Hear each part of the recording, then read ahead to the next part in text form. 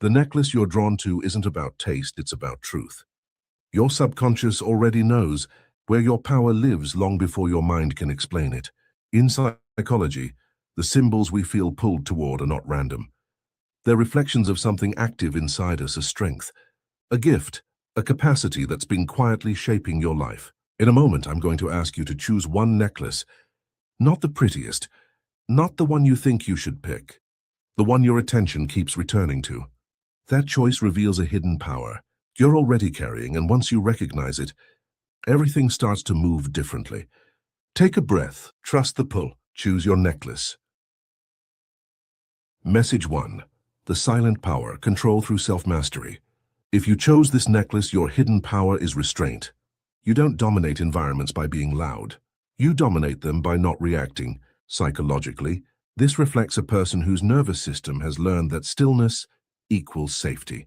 Over time, that becomes something stronger, self-regulation. In Jungian terms, this is shadow mastery, the ability to feel intensity without discharging it impulsively. People underestimate you. They assume quiet means passive. That misjudgment gives you leverage. Your presence alone influences outcomes because others project onto you. The human brain fills silence with meaning. You let them. This creates psychological gravity. The danger is suppression. When restraint turns into emotional shutdown, power leaks inward and becomes anxiety or fatigue. Integration happens when you consciously choose when to speak, when to act, and when to withhold. Your power grows fastest when you stop proving yourself. Stillness isn't weakness, it's containment. If this message resonates, comment below. Like and subscribe to help us continue creating messages like this. Message 2. The magnetic power, influence through emotion. If you chose this necklace, your hidden power is emotional influence. You don't convince people with logic alone. You shift them through feeling. Neuroscience shows that humans decide emotionally first, then rationalize. You intuitively understand this. Others feel safe opening up around you because your presence lowers their defenses. In Jungian psychology, this reflects a strong anima-animus connection, the part of the psyche that understands emotional exchange. You read rooms without trying. You sense timing. You know when to lean in and when to pull back. That makes you persuasive without effort. But here's the shadow overgiving. When you unconsciously tie your worth to being needed, you attract people who take without reciprocating. Your power sharpens when you stop emotional labor for those who haven't earned access. Influence isn't about pouring more energy out. It's about choosing where it lands. If this message resonates, comment below. Like and subscribe to help us continue creating messages like this. Message 3. The strategic power, control through perception. If you chose this necklace, your hidden power is psychological strategy. You see patterns others miss. You notice inconsistencies, motivations, and subtle shifts in behavior. This aligns with what Jung called the observer self, the part of the psyche that steps back instead of reacting. In neuroscience, this is linked to prefrontal cortex dominance, delayed response, foresight, and mental modeling. People think they're ahead of you. They're not. You let them reveal themselves first. You gather information before committing energy. This gives you a quiet advantage in relationships, work, and negotiations. The shadow appears when observation turns into emotional distance. When you analyze instead of engage, intimacy suffers. Your power expands when strategy includes vulnerability, not as exposure, but as choice. You're most formidable when insight meets presence. If this message resonates, comment below. Like and subscribe to help us continue creating messages like this. Message 4. The transformational power, power through reinvention. If you chose this necklace, your hidden power is reinvention. You are not attached to old identities. You shed skins. Jung would call this an individuation-driven psyche, someone wired for growth through cycles of death and rebirth. Neurologically, this reflects high adaptability. Your brain forms new patterns quickly after disruption. You confuse people because they can't categorize you. That's not chaos, that's evolution. The shadow is instability. Constant transformation can become avoidance if you never anchor.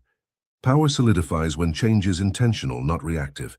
When you decide who you are becoming instead of escaping who you were, your presence becomes undeniable. You don't just survive change, you use it. If this message resonates, comment below. Like and subscribe to help us continue creating messages like this.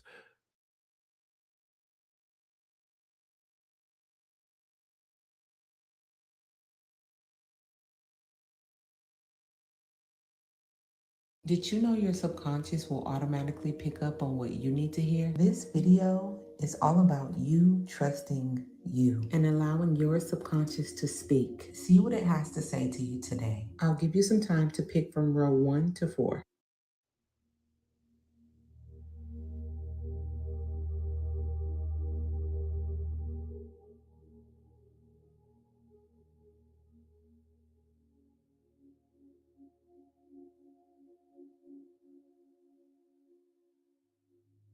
If you chose row 1, this is your message. As soon as I got ready to start your reading, my timer went off, and the first thing that came to me as I'm searching your subconscious is stop hiding.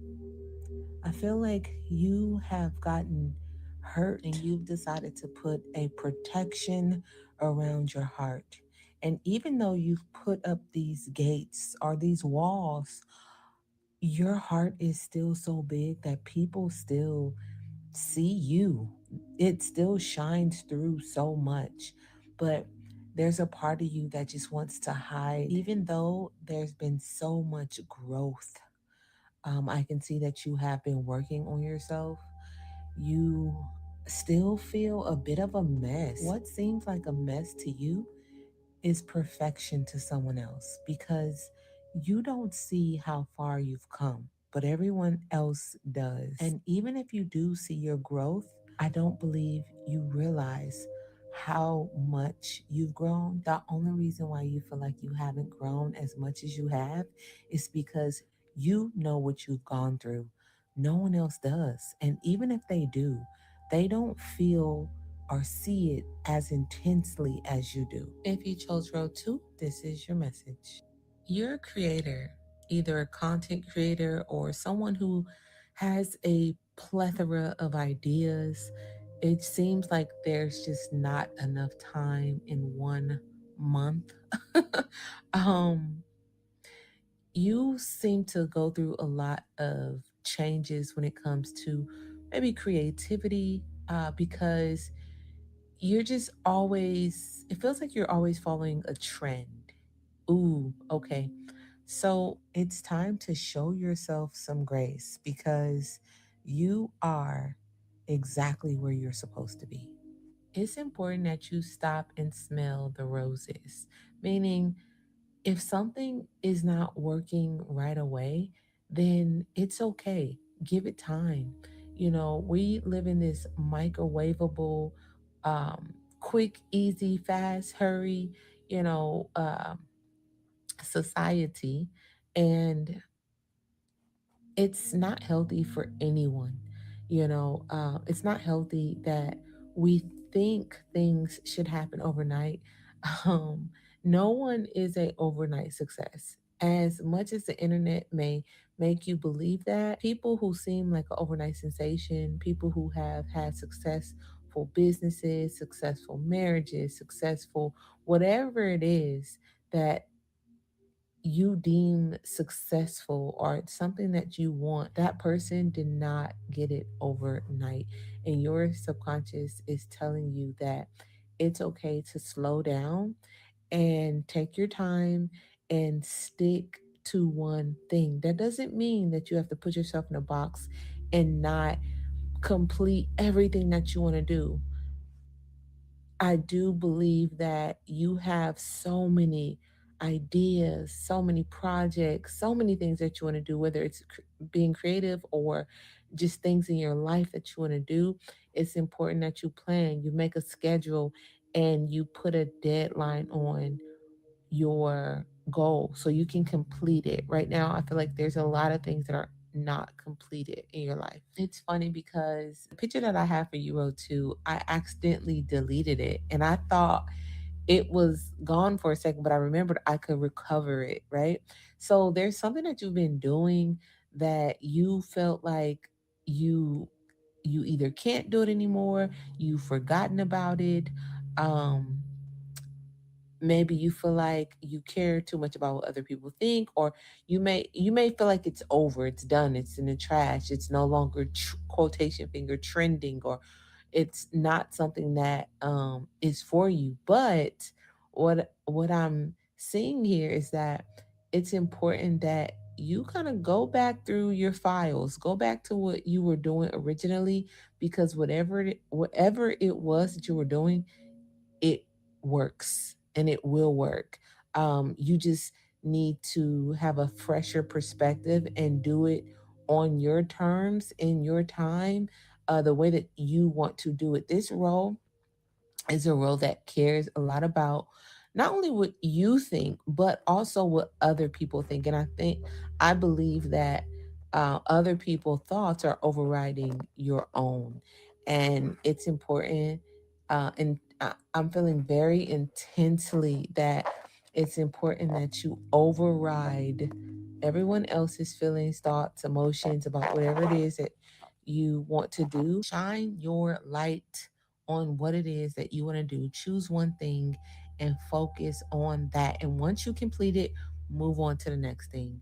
I would say it's so important for this role to not do busy work and be very intentional, especially moving into your next season. Hey, Row 3, this message is for you. Row 3, I feel like you feel all over the place, but I'm here to tell you that everything is going to be okay. You haven't lost anything. You're not falling off, or you're not being held back. You just have to decide to do what it is that you want to do. It feels so bad. I feel like you feel emotion very intensely when it comes to just how you feel at the moment about whatever it is that you're constantly worried about, even if it's different things. I promise you, on the outside looking in, no one can tell that. I promise you, it's not that bad. You have been growing so much. Like, I think there's so many different areas that you've grown in, and what you're feeling is the pain of growth. Ooh, yeah. And so people don't know what it takes to be successful until they get there. And we think it's going to be this, blissful feeling of joy and happiness. But getting better at something, growing, sucks. um, you don't feel like you have it all together. You don't feel like you have all the answers. If anything, it's the total opposite. However, you're so much wiser now. I think that is probably what's contributing to you feeling all over the place, because you realize that there's so much more to not only the world, but to you, that it just seems a bit overwhelming at times. Um, and that's okay. Again, you just have to figure out what it is that you want and go for it, because I don't see anything in your way other than you. And I know that's harsh, but it's the truth. Hey, row number 4, this is your message. I'm going to get straight to the point because I feel like you have everything in order. Um, you, I don't know why I feel like you don't really need to be here. And when I say that, because you have, the answers. You understand that. I feel like you understand life, and you also understand that in order to have the best life, you have to embrace not only the good, but the bad, not only the blessings, but also the mess in our lives. And so I feel like you have embraced every part of yourself, every part of your life. I feel like there has been some forgiveness, there has been some balance that you've incorporated into your life. I think you are in a really great place right now. Um, and I just see you really embracing who you are fully, like every single part of you. And if you're not here yet, this is not a psychic reading though. This is what you currently feel, like what's currently happening, or even what it is that you want to happen um, in your life. And so it's absolutely doable. It's important that you just make it happen if it's not already happening. But I definitely see that you are someone who feels very together, you know?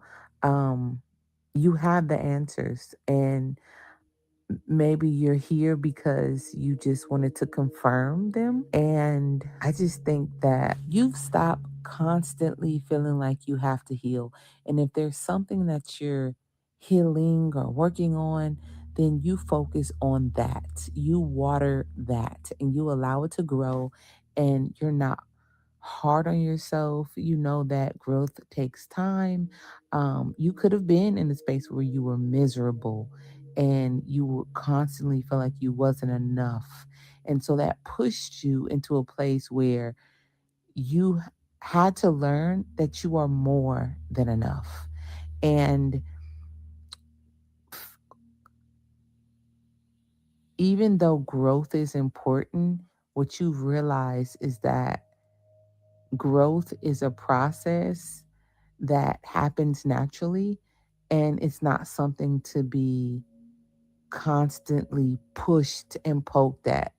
You know, it's important that you enjoy your life, embrace who you are, and go with the flow. You definitely allow your light to shine no matter where you are.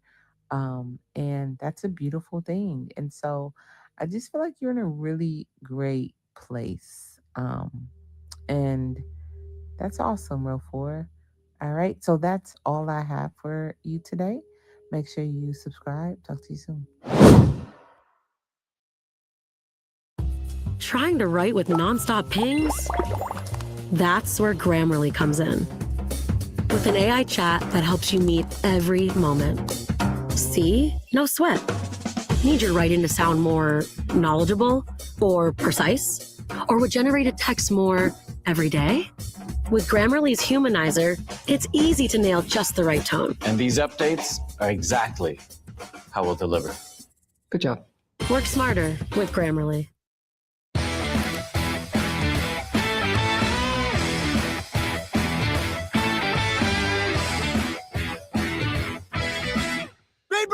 Get burger. Did you know that your subconscious holds the keys to your inner truth? Each object you choose is guided by the collective consciousness, an ancient reservoir of shared human experience and wisdom. As you select your chair, you're not just making a random choice, you're connecting with universal patterns that connect deep within you. Let's dive in and uncover the messages your soul is ready to reveal. Choose the chair that speaks to you. There is no right or wrong choice. What you're drawn to will reveal who you really are beneath the surface. Chair 1, you're the quiet foundation. If you chose Chair 1, you are someone whose strength is often underestimated. Sometimes, even by yourself, you are grounded, practical, observant. You don't need access to feel secure. While others may chase attention and validation, you value stability, honesty, truth. You're the type of soul who shows up when it matters, even if no one applauds. At the core of you, you are a builder of relationships, of ideas, of safe spaces. You may have learned early in life to be self reliant, which made you mature quickly. This can sometimes make you feel invisible or taken for granted. But understand this, your presence carries weight, even when you're quiet. Your unconscious is reminding you that simplicity is not weakness. You don't need to become louder to be seen. You are already solid, although enough. Today, your reflection is you are the foundation others stand on, steady, dependable, and deeply rooted in truth. Chair 2, the keeper of wisdom. If you chose chair 2, you carry an old soul energy. You are deeply reflective, emotionally aware. You notice patterns, especially in people, and you often understand things long before others catch on. There is a sense of dignity about you, even if life has tried to humble or break you. You may feel called to preserve meaning, tradition, or deeper value in a world that rushes past them. Sometimes this makes you feel out of place, as if you don't quite belong in modern chaos. But this is because your role is not to rush, it is to remember. You are intuitive, but not impulsive, emotional, but not fragile. You feel deeply, yet you've learned restraint. Your unconscious wants you to know that your sensitivity is a form of intelligence, not weakness. Your reflection today is you are a bridge between past wisdom and present understanding. Your depth is your gift. Chair 3, the heart of the self. If you chose chair 3, you are centered in identity. You are someone who has done or is doing deep inner work. You are learning who you are separate from expectations, roles, or survival patterns. You may have been through periods of discomfort, transformation, or self confrontation, but you didn't avoid it, you faced it. You value authenticity. You want your life to align with your truth, not appearances. You are emotionally courageous, even if you don't always feel confident. At your core, you are learning to inhabit yourself. Your unconscious is showing you that you are becoming more grounded in who you truly are, not who you had to be. This is integration, the Jungian process of becoming whole. Your reflection today is you are not fragmented anymore. You are learning to sit comfortably in your own being. Chair 4, the compassionate observer. If you chose chair 4, you are deeply empathetic. You see people clearly, sometimes more clearly than they see themselves. You understand emotional complexity and human contradiction. Because of this, you may often find yourself holding space for others, even when you are tired. You have a nurturing presence, but you are also learning boundaries. Your soul is evolving from self sacrifice to self respect. You are beginning to understand that compassion does not mean depletion. Your unconscious is reflecting back a truth. You are not responsible for fixing everyone. Your role is to witness, not to carry. Your reflection today is you are gentle, perceptive, and wise, but you are allowed to choose yourself too. Chair 5, the creative awakener. If you chose chair 5, you are expressive and emotionally alive. You have a vibrant inner world and a strong need for authenticity and freedom. You are creative, not just artistically, but in how you think, feel, and relate to life. You bring warmth and color into spaces, often without realizing it. At times, you feel misunderstood or confined by expectations. Your soul resists being boxed in. You are here to embody joy, truth, and emotional honesty. Even when it feels risky, your unconscious is encouraging you to stop shrinking your light to make others feel comfortable. You are not too much. You are simply awake. Your reflection today is you are a reminder that life is meant to be felt, expressed, and lived to the fullest.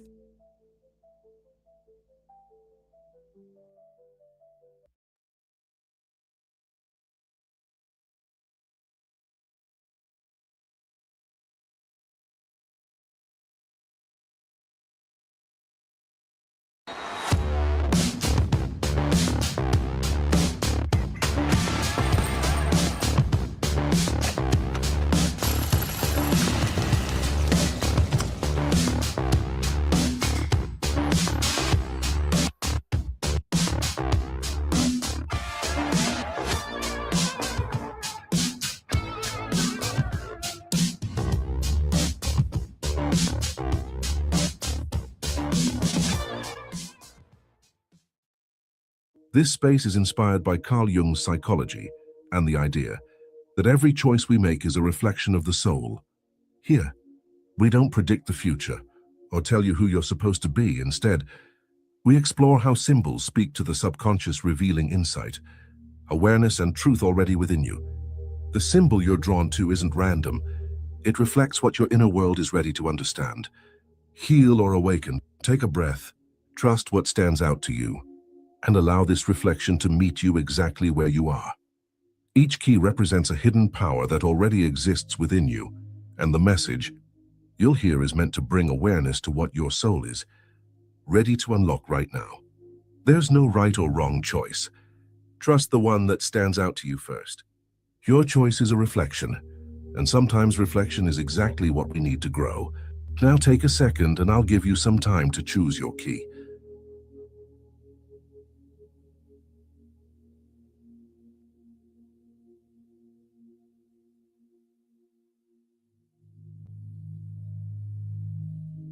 Key 1, the Lion Key. Hidden power, inner authority and courage. Your hidden power is self-authority. Deep down, you already know who you are and what you stand for, but you've spent a long time second-guessing yourself or shrinking to keep the peace. This key appears when the soul is ready to stop asking for permission. You are naturally meant to lead, not through force, but through quiet confidence. Others look to you more than you realize, even when you don't feel ready. How to unlock it? Stop waiting until you feel fearless. Courage isn't the absence of fear, it's choosing to act despite it. Begin honoring your first instinct instead of overriding it. Each time you trust yourself, this power grows stronger. Key 2, the Moon Key. Hidden power, emotional intelligence and intuition. Your hidden power lies in your ability to feel deeply and understand what others miss. You are highly attuned to emotional undercurrents, not just in others, but within yourself. This makes you intuitive, empathetic, and naturally insightful. You may have learned to suppress this sensitivity, thinking it made life harder. In truth, it's what gives you clarity in moments when logic alone fails. How to unlock it? Create space for stillness. Pay attention to patterns, emotions, and dreams rather than dismissing them. When you stop judging your feelings and start listening to them, your intuition becomes a guide instead of a burden. Key 3, the Crystal Key. Hidden power, transformation, and truth. Your hidden power is the ability to transform through truth. You are someone who can't live comfortably in denial. When something is misaligned, your soul feels it immediately. This makes you a catalyst for growth, both for yourself and for others. You're here to shed old identities, outdated beliefs, and false versions of yourself. That process hasn't always been easy, but it has refined you. How to unlock it? Release what no longer resonates, even if it once felt safe. Transformation begins the moment you stop pretending. The more honest you are with yourself, the more powerful and grounded you become. Key 4, the Heart Sun Key. Hidden power, healing presence and light. Your hidden power is healing through presence. You don't need to fix, convince, or save anyone. Your energy alone brings comfort, reassurance, and warmth. People feel seen around you, even when you say very little. This power often goes unnoticed because it feels natural to you. But your compassion, loyalty, and sincerity leave lasting impressions. How to unlock it? Stop giving from an empty place. Your light grows brighter when you care for yourself with the same devotion you show others. When your heart is protected, your presence becomes even more impactful. This space is inspired by Carl Jung's psychology and the idea that every choice we make is a reflection of the soul. Here we don't predict the future or tell you who you're supposed to be. Instead, we explore how symbols speak to the subconscious, revealing insight, awareness, and truth already within you. The gentleman you're drawn to isn't random. It reflects what your inner world is ready to understand. Trust what stands out to you and allow this reflection to meet you exactly where you are. Each gentleman represents a hidden truth that already exists within you, and the message you'll hear is meant to bring awareness to what your soul is ready to unlock right now. There's no right or wrong choice. Trust the one that stands out to you first. Your choice is a reflection, and sometimes reflection is exactly what we need to grow. Now take a second and I'll give you some time to choose.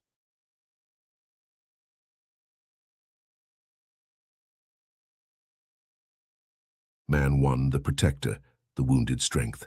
You tend to attract men who appear strong, resilient and self-reliant on the surface, but who carry unspoken emotional weight beneath it. These men are often guarded, private, and slow to trust. They've learned to survive by holding themselves together.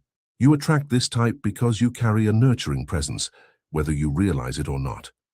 There's something about your energy that signals safety, understanding, and emotional depth. These men feel they can finally exhale around you. This can be good because these relationships often feel intense, loyal, and deeply bonded. You may experience a sense of purpose and connection that feels meaningful, but it can become unhealthy if you begin to feel responsible for their healing, mistaking emotional availability for emotional dependence. The lesson here is learning the difference between supporting someone and carrying them. Your growth comes from allowing strength to meet you halfway. Man 2, the achiever, the controlled mind. You often attract men who are driven, composed, and achievement-oriented. These men value structure, success, and self-discipline. They usually know who they are in the world, or at least appear to. You attract this type because you reflect clarity and potential. These men see you as someone who understands their ambition and respects their goals. Your presence mirrors stability and refinement. This dynamic can be empowering. It can bring security, growth, and a sense of direction. You may feel inspired to elevate your own life alongside them. However, this connection can turn imbalanced if emotional depth is replaced with performance, where love becomes conditional or vulnerability is avoided. The challenge here is recognizing when success is used as armor.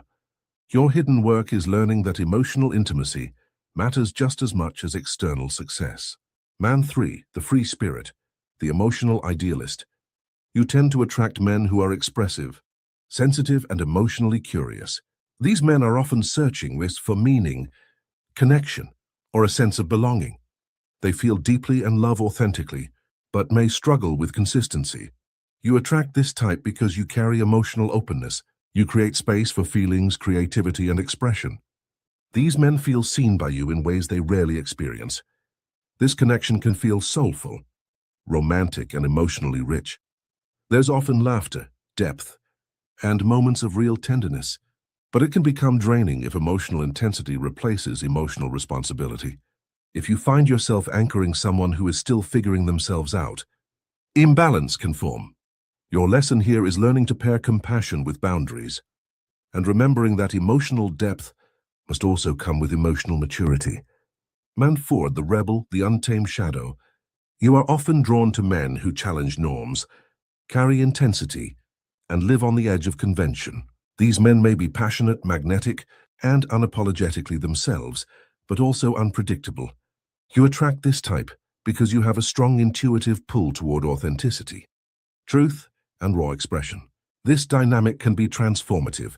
These relationships often spark awakening, self-discovery, and profound inner change, but it can also become chaotic if intensity replaces stability. The shadow side is confusing passion with safety, or mistaking chemistry for compatibility. Your growth here lies in learning that freedom doesn't have to come at the cost of peace.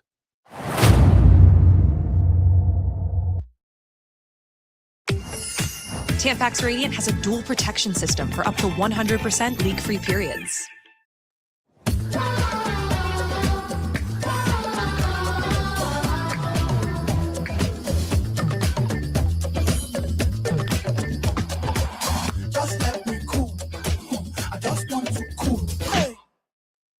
This space is inspired by Carl Jung's psychology and the idea that every choice we make is a reflection of the soul. Here we don't predict the future or tell you who you're supposed to be. Instead, we explore how symbols speak to the subconscious, revealing insight, awareness, and truth already within you. The woman you're drawn to isn't random. It reflects what your inner world is ready to understand. Trust what stands out to you and allow this reflection to meet you exactly where you are. Each woman represents a hidden truth that already exists within you, and the message you'll hear is meant to bring awareness to what your soul is ready to unlock right now. There's no right or wrong choice, Trust the one that stands out to you first. Your choice is a reflection, and sometimes reflection is exactly what we need to grow. Take some time, breathe deeply, and choose which woman immediately stuck out to you. Don't overthink it, just allow. I'll give you a second.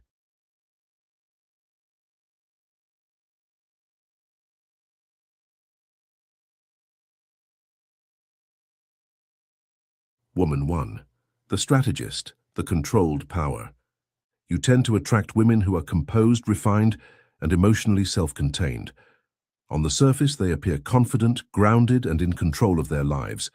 They value structure, ambition, and self-mastery, and they rarely let others see them unravel.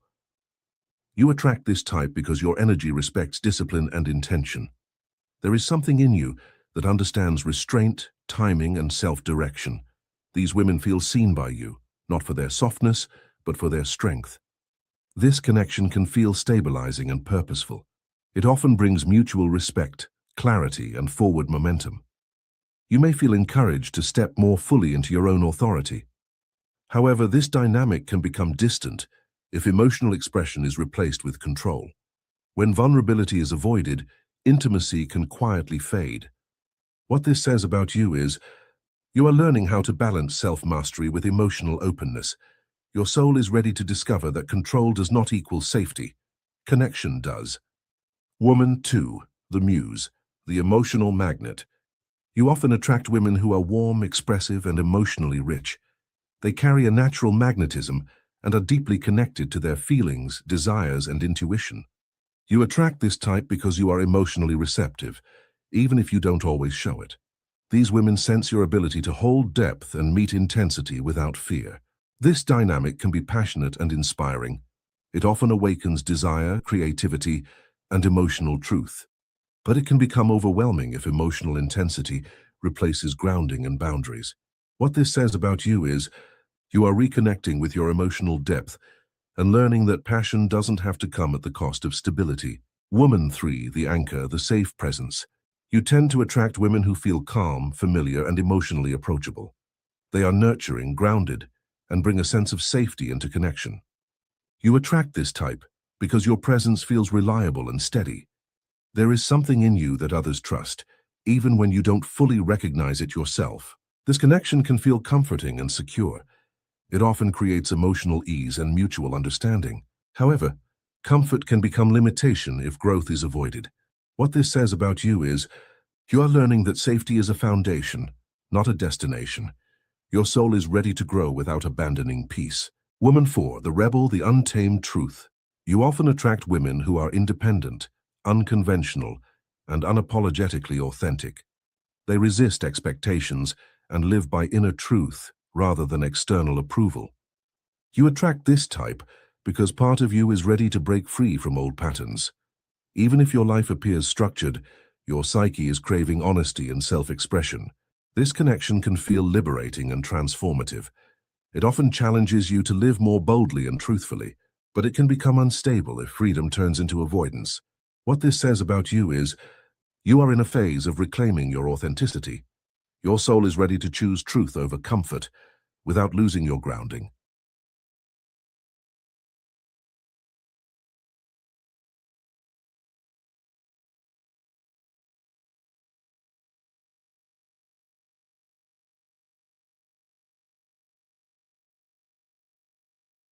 Hand off your taxes to an expert in your neighborhood.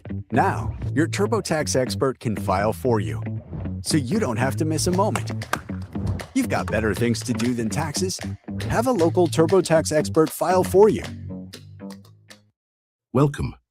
This space is inspired by Carl Jung's psychology and the understanding that every choice we make is a reflection of the soul. Here we don't predict the future or tell you who you're supposed to be. Instead, we explore how symbols speak directly to the subconscious, revealing insight, awareness, and truth that already exist within you.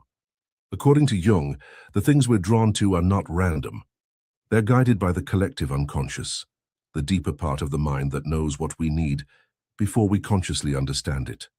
So the picture you're drawn to isn't a coincidence. She reflects what your inner world is ready to recognize, heal, or understand right now. This isn't just a message. It's an opening, a doorway to true growth. Because the solution you're seeking has always been within you. There's no right or wrong choice.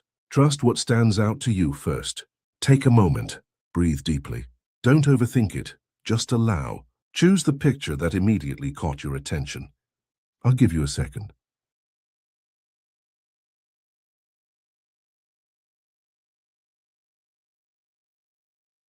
Row 1, the repressed innocent. If you were drawn to symbol 1, this message is for you. Carl Jung taught that the shadow is not only made of darkness, it also holds the pure parts of us that were never allowed to exist freely. The repressed innocent forms when gentleness had to be hidden in order to survive. At your core, you are sensitive, perceptive, and emotionally sincere. But early on, you may have learned that being soft was unsafe, inconvenient, or ignored. So you adapted. You matured quickly. You became responsible, quiet, or emotionally self-contained. But innocence doesn't disappear. It waits. You may feel drawn to simplicity, nostalgia, or peace. Not because you're naive, but because your soul remembers a version of you that didn't have to brace for impact. Jung believed suppressed innocence turns into longing, a quiet ache for safety without performance. Your gift is emotional purity, the ability to feel without corruption or cynicism. But when unacknowledged, this turns into exhaustion or sadness. Healing doesn't require toughness. It requires permission. This week, allow one small moment of softness without explaining it. No fixing, no justification. Just letting gentleness exist. That is how the innocent returns, slowly, safely.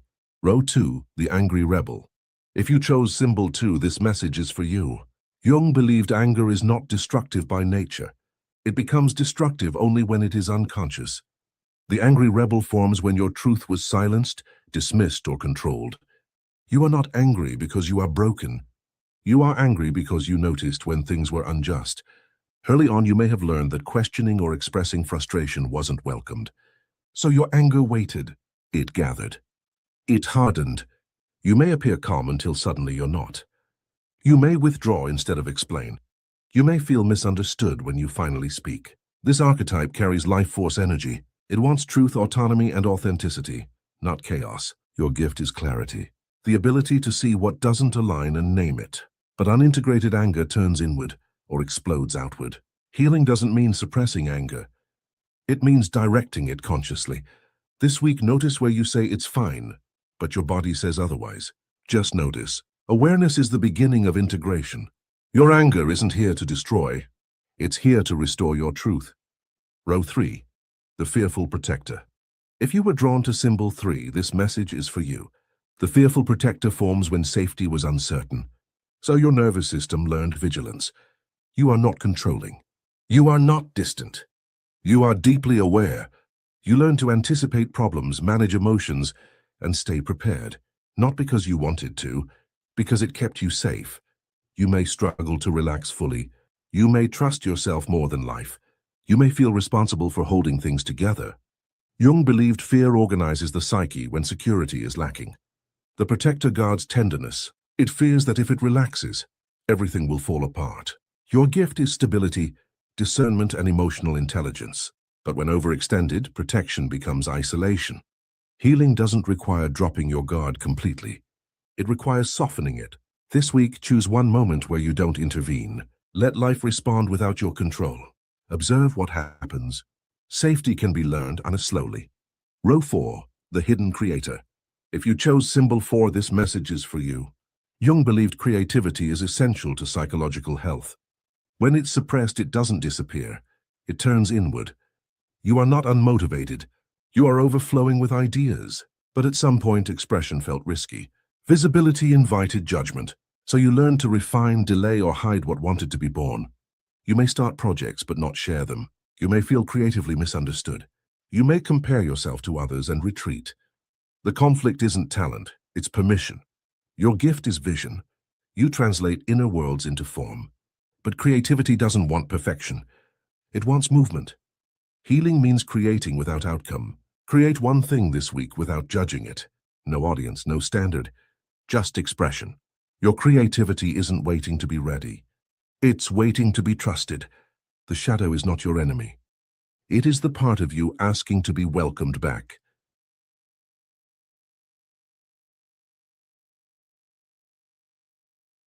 Have you ever noticed how certain relationship patterns keep repeating?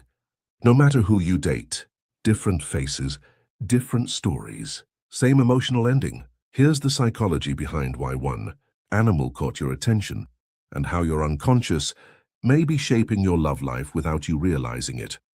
Don't analyze it. Don't justify it. Just breathe and notice which animal you felt drawn to first. 1. The butterfly. If you chose the butterfly, you're drawn to emotional transformation. You fall in love with possibility, with growth, with who someone could become.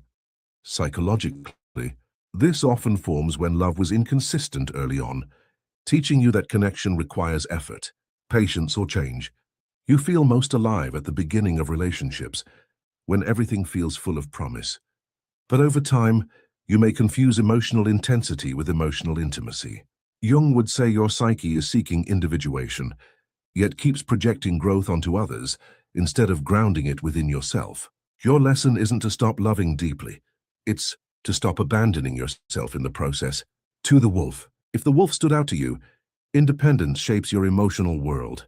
You value loyalty, but you've learned to rely on yourself first. This often develops through emotional self-sufficiency and when needing others felt unsafe or disappointing. In relationships, you may appear calm, strong, and controlled, but beneath that control is a fear of dependence. Jung might describe this as a split between the persona and the shadow, where strength hides vulnerability. Your pattern isn't isolation. It's learning that closeness doesn't mean losing yourself. 3. The turtle. If you chose the turtle, your nervous system seeks emotional safety. You move slowly in love because your subconscious remembers overwhelm. Psychology calls this protective withdrawal, a response to emotional unpredictability or loss. You don't rush connection.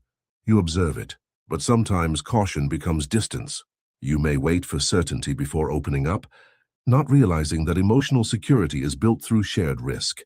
Your growth comes from allowing connection to feel safe and alive at the same time. 4. The lion. If the lion caught your attention, you lead with strength. You take responsibility in relationships, emotionally, mentally, sometimes financially. You often become the anchor. But Jung would say that behind a powerful persona often lives a tired shadow. You may attract partners who lean on you more than they support you. Over time, strength turns into pressure. Your healing begins when love no longer requires you to carry everything alone. Here's the truth. The animal you chose doesn't reveal what's wrong with you. It reveals what your unconscious is ready to heal. Patterns don't change through force. They change through awareness. If this felt uncomfortably accurate, you're in the right place. Stay with the channel. We explore the unconscious not to judge but to transform.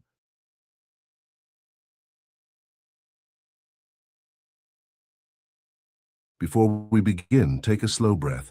This is not a personality test based on logic, and it is not about choosing the right answer. This is a Jungian psychological test, one that speaks directly to your unconscious mind. In a moment, you will see 4 books. Do not analyze them, do not overthink. Simply notice which one pulls you in. Carl Jung believed that what attracts us instinctively reveals hidden aspects of our inner world, desires, fears, strengths, and unresolved truths. Your choice is not random. It reflects the part of your psyche that is most active right now. So trust your intuition. Let your mind go quiet, and choose the book that feels right, even if you don't know why. If you're drawn to self-discovery, depth psychology, and understanding the hidden forces shaping your life, consider subscribing to this channel.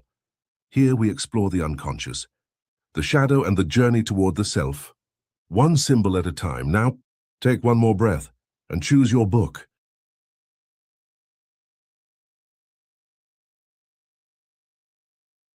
Book 1, The Silent Book. The Observer, Introverted Intuition. You chose the silent book. This choice reveals a psyche that moves inward before it moves outward. You are someone who listens, not only to words but to what exists beneath them. From a young age, you may have felt slightly out of place in the world. Not because you lacked intelligence or emotion, but because your awareness was always turned toward the invisible layer of life. You notice patterns before events unfold. You sense shifts before they happen. Your mind does not rush, it waits, observes, and connects. Carl Jung described this orientation as introverted intuition, a function that perceives meaning, symbolism, and future potential rather than surface reality. You're often drawn to solitude, reflection, and deep thinking, not because you dislike people, but because too much external stimulation can feel overwhelming. Your inner world is vivid, complex, and alive. Ideas emerge suddenly, often without logical steps. You know things but cannot always explain how. This can make you feel misunderstood. Others may see you as distant or quiet, when in truth, you are processing more than most people ever realize. Your strength is insight. You see the long arc of things, the trajectory of people, relationships, and ideas. Your challenge is grounding. Because you live so deeply inside, you may delay action, doubt expression, or struggle to share your vision with the world. Jung warned that intuition without grounding can lead to isolation. But intuition integrated with reality becomes wisdom. You are not meant to withdraw completely. You are meant to translate the unseen into something others can understand. Your soul is that of a quiet seer, and when you trust yourself enough to speak, others listen, whether they admit it or not. Book 2, The Worn Book. The Healer Feeling Function. You chose the worn book. This choice reflects a life shaped by emotional experience. You are someone who has lived, felt, and remembered deeply. This book carries marks of time just as you do. You are not emotionally fragile. You are emotionally experienced. Pain has not broken you, it has refined you. Carl Jung described your orientation as being guided by the feeling function. Not emotion in the chaotic sense, but feeling as inner values and meaning. You instinctively know what matters. You sense emotional shifts in others before they speak. You feel responsible for harmony, for comfort, for emotional truth. You are often the one people turn to in moments of vulnerability. You listen. You hold space. You understand. But this depth can become a burden. You may have learned to prioritize others' needs above your own. You may feel guilt when choosing yourself. You may confuse self-sacrifice with love. Jung believed that unbalanced feeling leads to emotional exhaustion. When you give without limits, the psyche quietly resents it. Your lesson is not to stop caring. Your lesson is to care wisely. You are allowed to rest. You are allowed to say no. You are allowed to receive. Your empathy is not your weakness, it is your gift. But every gift must be protected. When you honor your own emotional truth as deeply as you honor others, you become not just a healer, but a whole human being. Book 3, The Locked Book. The Shadow, the Unconscious. You chose the locked book. This choice reveals a psyche drawn toward what is hidden, repressed, or forbidden. You are not afraid of darkness. You are curious about it. Carl Jung called this realm the shadow. The parts of ourselves we reject, deny, or push into the unconscious. Your shadow may contain anger you were never allowed to express, desires you were taught to suppress, strengths that once felt dangerous. You may experience intense emotions, sudden mood changes, or a feeling that there is more inside you than the world ever sees. This does not make you broken. It makes you complex. Jung believed that the shadow is not something to eliminate, but something to integrate. What we refuse to face controls us from below. What we face becomes power. You may struggle with self-judgment. You may fear parts of yourself. You may wonder why certain patterns repeat in your life. The answer lies not in rejection, but in understanding. The locked book does not mean danger. It means potential energy. When you stop fighting your shadow, you gain access to confidence, creativity, and authenticity. Wholeness does not come from purity. It comes from honesty. You are not meant to be perfect. You are meant to be whole. Book 4, The New Book. The Self-Individuation. You chose the new book. This choice reveals a psyche standing at the edge of transformation. You may feel restless, uncertain, as though an old identity no longer fits, but a new one has not yet formed. Carl Jung called this stage individuation, the lifelong process of becoming one's true self. You are shedding roles you once played to survive, expectations that were never truly yours, versions of yourself shaped by fear or approval. This can feel uncomfortable. Change always does. But this book symbolizes potential, not loss. You are not starting from nothing. You are starting from experience. Your inner world is open, curious, and future-oriented. You are ready to explore who you are beyond labels. Jung believed that the self emerges when we stop trying to be who we should be and begin listening to who we are. You may not have all the answers yet. You are not meant to. This stage requires trust. Trust in your intuition. Trust in your growth. Trust that confusion is often the doorway to clarity. You are not lost. You are becoming, and this chapter, unwritten, untouched, and open, belongs entirely to you. Which book did you choose? And what part of your psyche is asking to be seen?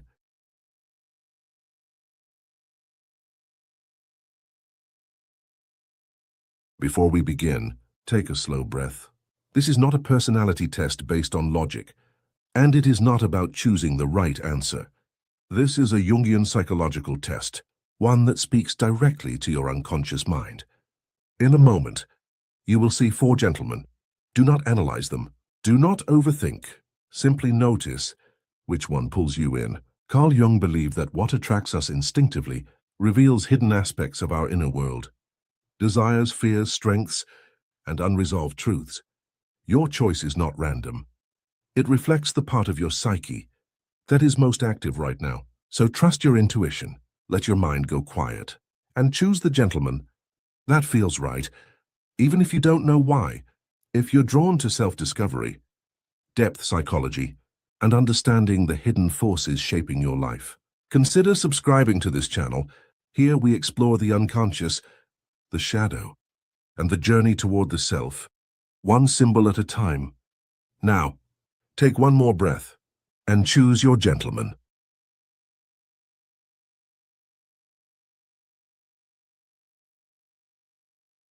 Gentleman 1, the reserved observer. If you were drawn to Gentleman 1, your unconscious is speaking in whispers rather than noise. You are attracted to individuals who are quiet, observant, emotionally contained. People who seem difficult to read, people who feel deep yet distant. Carl Jung believed that what fascinates us most in others often lives unexpressed within ourselves. This choice reveals a powerful relationship with your shadow self, the parts of you that were never fully welcomed, expressed, or understood. You may be someone who learned early on to stay composed, to think before feeling, to analyze rather than reveal. Because of this, you unconsciously attract people who do the same, or even more intensely. These personalities often struggle to communicate emotions directly. They may withdraw instead of confront. They may love deeply but silently. You don't choose them because they are unavailable. You choose them because they feel familiar. Your psyche recognizes the emotional restraint you once needed to survive. Jung would say this attraction is not punishment, it is integration work. Your soul is asking, what emotions have you been holding back? What truths have you never spoken aloud? What vulnerability still feels unsafe? You may find yourself trying to unlock these individuals, believing that patience or understanding will finally bring closeness. But the real invitation is internal. When you allow yourself to express uncertainty, sadness, and desire without self-judgment, your relationships transform. You stop attracting silence and start attracting presence. This choice marks the beginning of emotional liberation. Who you attract is never random. It is your unconscious asking to be understood. And once awareness enters, the pattern changes. Subscribe if this message resonates. This will help us to put out more content like this. Gentleman 2, the charismatic leader. If Gentleman 2 captured your attention, power is a key theme in your unconscious. You are drawn to confidence, charisma, decisiveness, people who seem to command space effortlessly. Jung described this as projection. When we unconsciously place disowned traits onto others, you may admire their certainty, their boldness, their authority, not because you lack it, but because you haven't fully claimed it. Often, people who choose this gentleman are highly capable, intelligent, and perceptive, yet somewhere along the way, they learned it was safer to soften their strength, so the psyche seeks it externally. You attract leaders, dominant personalities, or emotionally assertive partners because they activate your dormant power. But there's a shadow side. When power remains projected, imbalance appears. You may feel overshadowed, controlled, or dependent on approval. Jung taught that true individuation occurs when we reclaim our projections. Ask yourself, where do I hesitate to lead my own life? Where do I silence my authority to maintain harmony? This attraction isn't about submission. It's about awakening.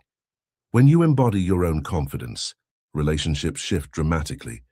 You stop attracting dominance and begin attracting mutual respect. Your unconscious is not asking you to follow. It's asking you to stand. Who you attract is never random. It is your unconscious asking to be understood. And once awareness enters, the pattern changes. Subscribe if this message resonates. This will help us to put out more content like this. Gentleman 3, the emotional romantic. If Gentleman 3 spoke to your heart, emotion is your primary language. You are drawn to sensitivity, passion, emotional intensity, people who feel deeply, sometimes overwhelmingly. Jung associated this pattern with an unintegrated feeling function. You may have learned that love equals emotional responsibility. That closeness means caretaking. That connection requires endurance. Because of this, you attract people who need emotional support, healing, or reassurance. You don't fear depth, you live there. But depth without boundaries becomes exhaustion. You may find yourself giving more than receiving, listening more than being heard, holding space while neglecting your own. Your psyche believes love is proven through sacrifice. But Jung warned, what we over-identify with can become our prison. This attraction asks you to redefine love. Love is not emotional labor. Love is not rescue. Love is reciprocity. When you honor your emotional needs as equally important, your relational patterns shift. You stop attracting wounds and start attracting wholeness. This choice reveals a healer who is learning to heal themselves. Who you attract is never random. It is your unconscious asking to be understood. And once awareness enters, the pattern changes. Subscribe if this message resonates. This will help us to put out more content like this. Gentleman 4, the independent wanderer. If Gentleman 4 intrigued you, freedom is central to your identity. You are drawn to independence, mystery, unpredictability, people who resist being defined or tied down. Jung would describe this as the pull toward individuation, the journey to become one's authentic self. You value autonomy deeply. You fear losing yourself in relationships. So you attract people who mirror this tension, emotionally distant, inconsistent, or always moving forward. This is not accidental. Your unconscious is exploring a fundamental question. Can I remain myself while being deeply connected? Often, this attraction appears during periods of personal transformation. You may be shedding old identities, beliefs, or expectations, but here lies the paradox. Avoiding commitment does not guarantee freedom. True freedom includes vulnerability. Jung taught that wholeness requires union, not escape. When you allow intimacy without self-erasure, the pattern dissolves. You stop attracting distance and begin attracting aligned companionship. This choice signals a soul learning that freedom and love can coexist. Who you attract is never random. It is your unconscious asking to be understood. And once awareness enters, the pattern changes. Subscribe if this message resonates. This will help us to put out more content like this.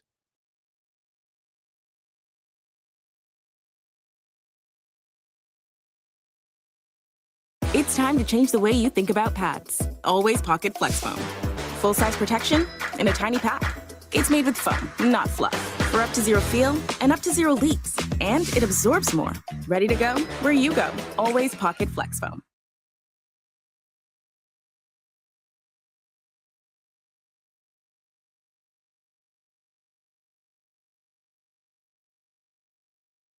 Before you chose a path, your unconscious was already responding. Welcome to Soul Reflections, a space inspired by Carl Jung's psychology, where symbols, choices, and patterns reflect the deeper emotional truths within you. Here we don't predict the future. We don't tell you who you're supposed to be. Instead, we explore why certain emotional patterns repeat, why certain relationships feel familiar, and what your inner world may be asking you to heal, integrate, or finally release. The path you were drawn to wasn't random. It reflects where your psyche is right now and what kind of future you're unlocking from the inside out. As you listen, don't overthink. Just notice what resonates. If these reflections help you understand yourself more clearly, consider subscribing to Soul Reflections, a channel for self-awareness, emotional growth, and real inner change. Now take a breath, and let's explore what your choice reveals.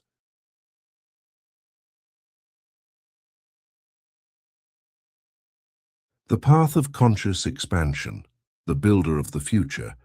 If you chose path 1, your unconscious is drawn toward growth through structure, intention, and vision. This path reflects a psyche that is ready to move forward deliberately, rather than emotionally reacting to the past. In Jungian psychology, this represents the ego aligning with purpose, rather than being ruled by unresolved shadow patterns. You are likely someone who has already endured emotional chaos, uncertainty, instability, or inconsistency, and your inner world is now craving clarity.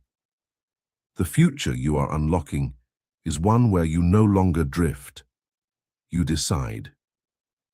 However, this path also reveals something important. You may associate safety with control. You feel most secure when you know where things are going. In love, finances, and life direction, this can be a strength, but it can also create pressure. When things don't progress fast enough, you may feel anxious, impatient, or disappointed. In relationships, this often shows up as overfunctioning, being the planner, the fixer, the emotional leader. You may attract partners who admire your strength, but unconsciously rely on it too much. The work here is learning that true leadership includes receptivity. You don't have to carry everything alone to build a meaningful future. Your unconscious is inviting you to expand, but not at the cost of your softness. The future you are unlocking is stable, expansive, and self-directed, as long as you remember that fulfillment comes not just from building outward, but from staying connected inward. If this message resonated, sit with it. Awareness is the first step toward change. These reflections aren't meant to label you. They're meant to help you understand yourself more deeply. If you're on a journey of healing, growth, or inner clarity, you're in the right place. Subscribe to Soul Reflections for more psychological insights, symbolic reflections, and self-discovery inspired by Carl Jung. Until next time, trust what your soul is showing you.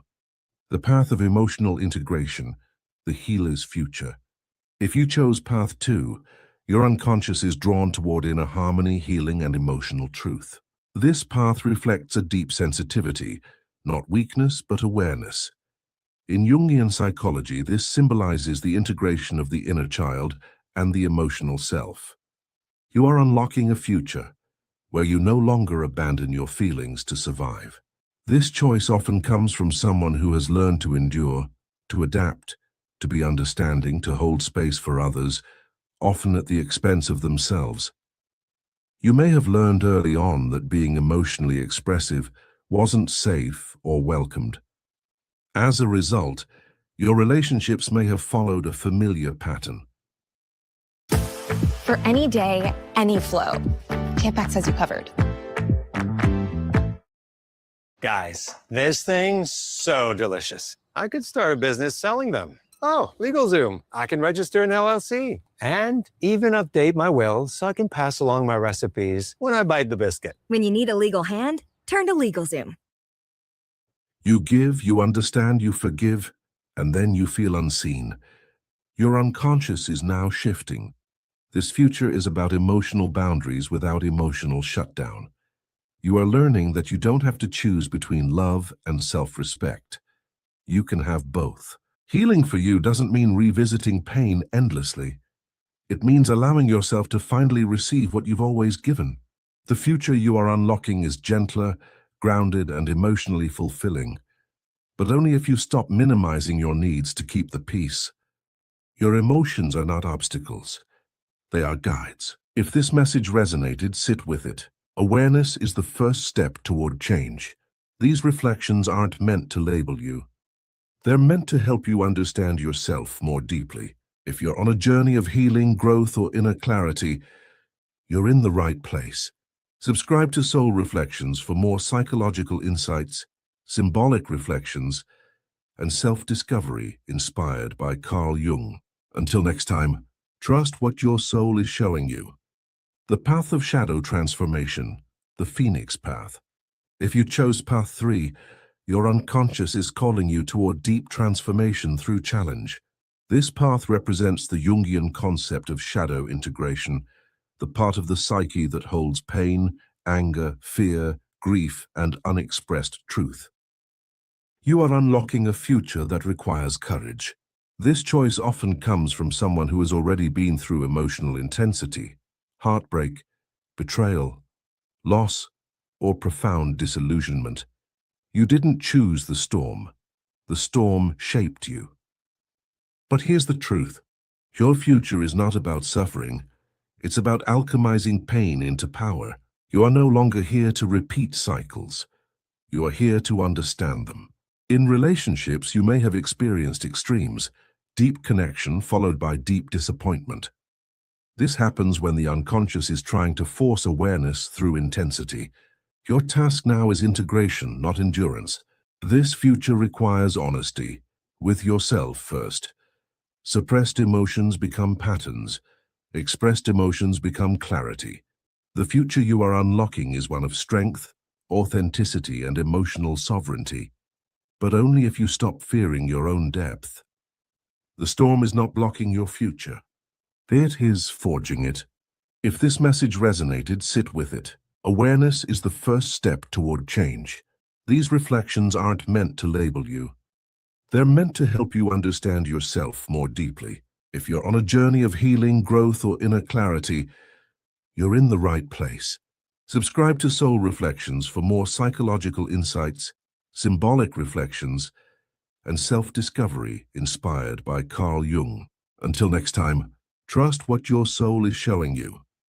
The path of emotional freedom, the liberated future. If you chose Path 4, your unconscious is seeking peace, freedom, and emotional release. This path reflects a psyche that has done enough surviving and is now ready to live. In Jungian psychology, this represents the soul's desire to return to balance after prolonged tension. You may have spent years being responsible, strong, or emotionally guarded. This choice reveals a longing to feel light again. In relationships, you may have stayed longer than you should have, hoping things would change, trying to make things work, or prioritizing loyalty over joy. Your unconscious is now saying, it's safe to choose ease. The future you are unlocking is not passive, it is intentional peace. You are learning that love doesn't have to hurt to be meaningful, and success doesn't have to cost your nervous system. However, this path also carries a reminder. Freedom doesn't mean avoidance. True peace comes from clarity, not escape. The goal isn't to float away from responsibility. It's to choose environments, relationships, and goals that don't require you to abandon yourself. The future ahead of you is calm, emotionally aligned, and fulfilling, as long as you honor both rest and truth. You are not running away. You are returning to yourself. If this message resonated, sit with it. Awareness is the first step toward change. These reflections aren't meant to label you. They're meant to help you understand yourself more deeply. If you're on a journey of healing, growth, or inner clarity, you're in the right place. Subscribe to Soul Reflections for more psychological insights, symbolic reflections, and self-discovery inspired by Carl Jung. Until next time, trust what your soul is showing you.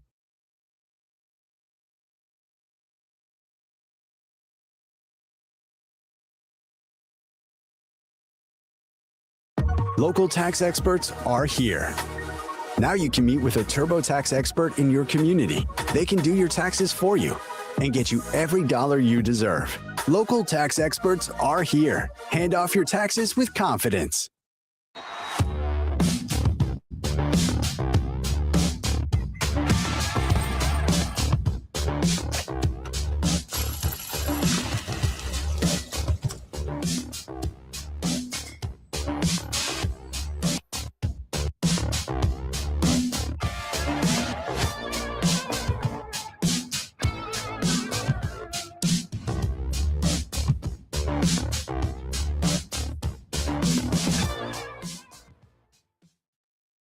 Welcome to Soul Reflections. The purpose of this message is to help you gain clarity, not predictions. We're exploring how unconscious patterns can influence relationships, especially when it comes to commitment, and how awareness gives you back choice. This reflection is meant to support you in understanding your role within a dynamic, without blame or judgment. When you see patterns clearly, you can decide what to keep, what to shift, and what truly aligns with you. As you listen, notice what resonates, what challenges you, and what brings relief. All of that information is useful. The benefit comes from your honesty and willingness to reflect, not from forcing meaning. When you're ready, allow yourself to continue, grounded, open, and focused. Before we begin, take a moment to settle into this space. Place your feet on the floor, soften your shoulders, and take a slow breath in through your nose. Then exhale fully through your mouth. Let's do that once more. Inhale steady and calm. Exhale, releasing any tension. Now choose your row.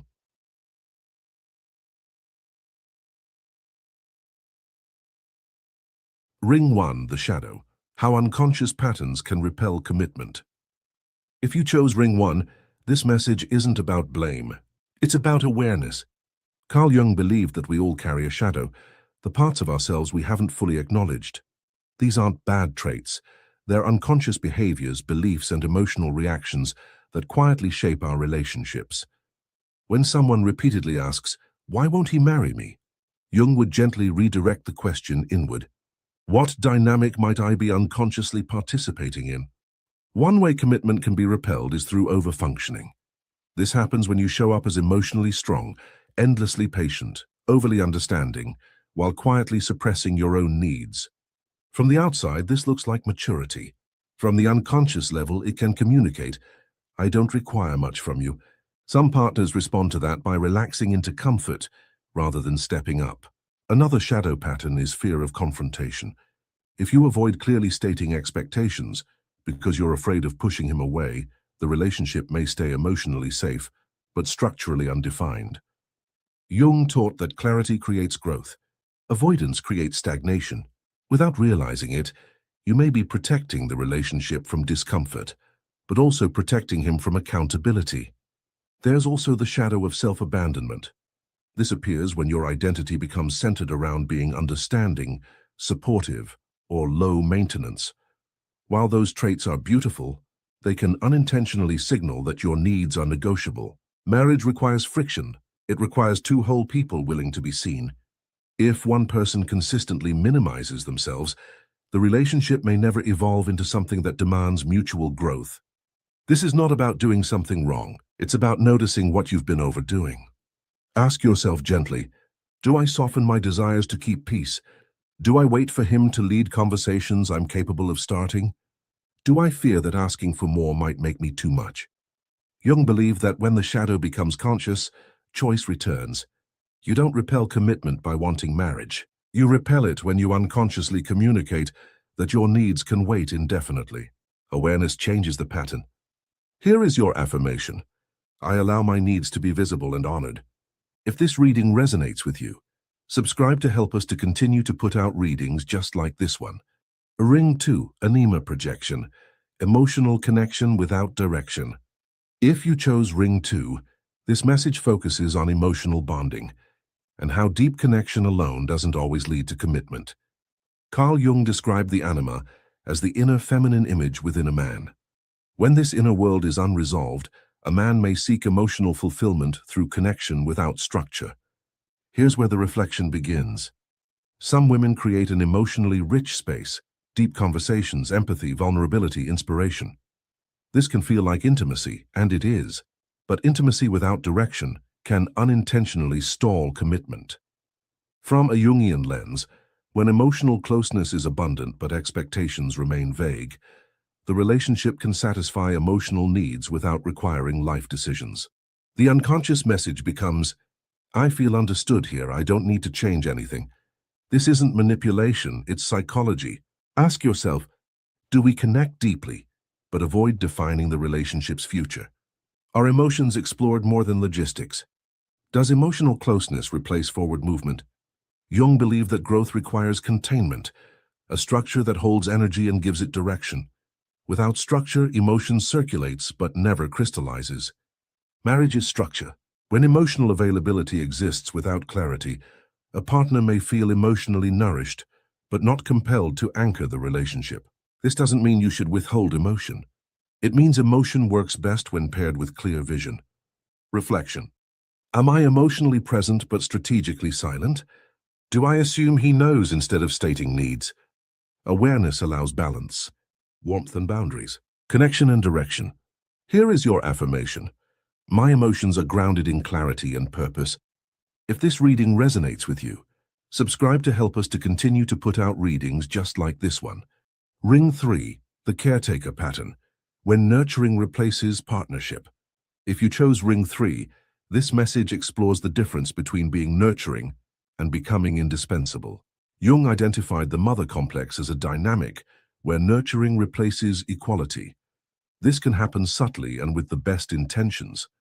Caretaker energy looks like emotional regulation for both people, anticipating needs before they're spoken, making life easier without being asked. While care is healthy, over-caretaking can shift the relationship from partnership into dependence. From the unconscious perspective, the message can become, I'm supported here, not challenged. Marriage requires mutual responsibility. If one person consistently stabilizes the relationship, the other may never feel required to grow. Ask yourself honestly, do I manage emotional or practical aspects alone? Do I step in before discomfort forces growth? Do I confuse being needed with being chosen? Jung believed relationships mature through tension, not rescue. When nurturing replaces accountability, commitment can feel unnecessary because the role dynamics are already set. This isn't about doing less out of bitterness. It's about allowing space for reciprocity. Healthy partnership says, I support you, but I don't replace your responsibility. Here is your affirmation. I allow mutual effort and shared responsibility.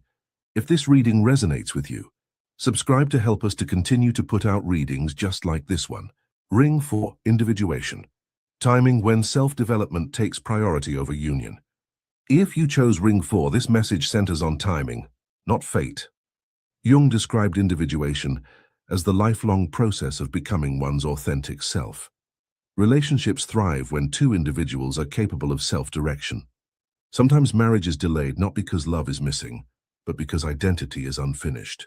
This can show up as career instability, unclear purpose, emotional inconsistency, ongoing self-definition. From the psychological level, the message is, I don't know who I am yet. If you are further along in self-definition, the relationship may feel uneven. Without meaning to, you may wait, adjust, or pause your own growth. But when one partner is ready for union and the other is still individuating, commitment often stalls. Reflection. Am I postponing my own milestones to accommodate uncertainty? Do I interpret delay as loyalty? Am I honoring my own timing? Jung emphasized that union cannot replace individuation. It can only come after it. Marriage thrives between two self-directed people, not one leading and one searching. Here is your affirmation. I honor relationships that meet me in readiness and direction. If this reading resonates with you, subscribe to help us to continue to put out readings just like this one.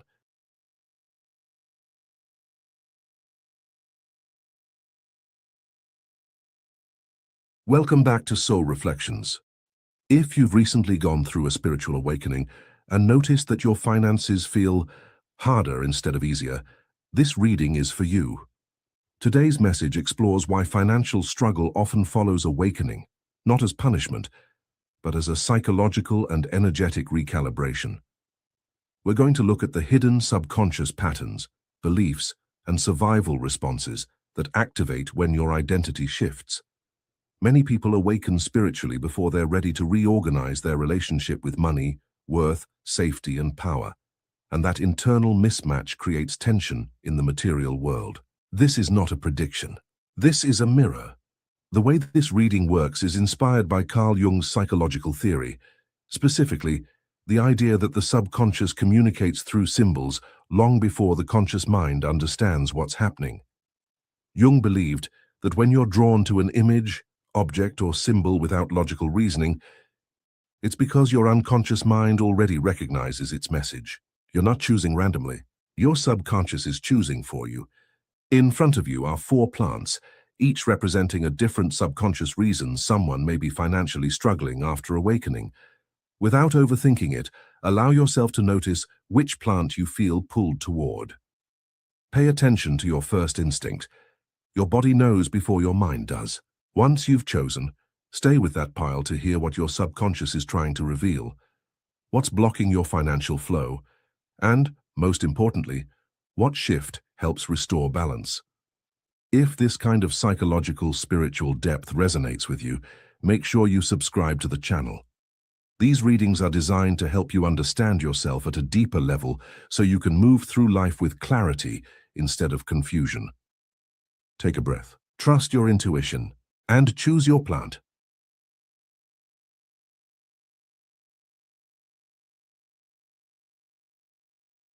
Plant 1, the withered plant.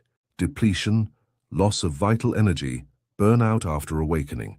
If you chose plant 1, your subconscious is showing a state of psychological depletion. According to Carl Jung, when the ego goes through a major awakening, it often abandons old survival structures too quickly.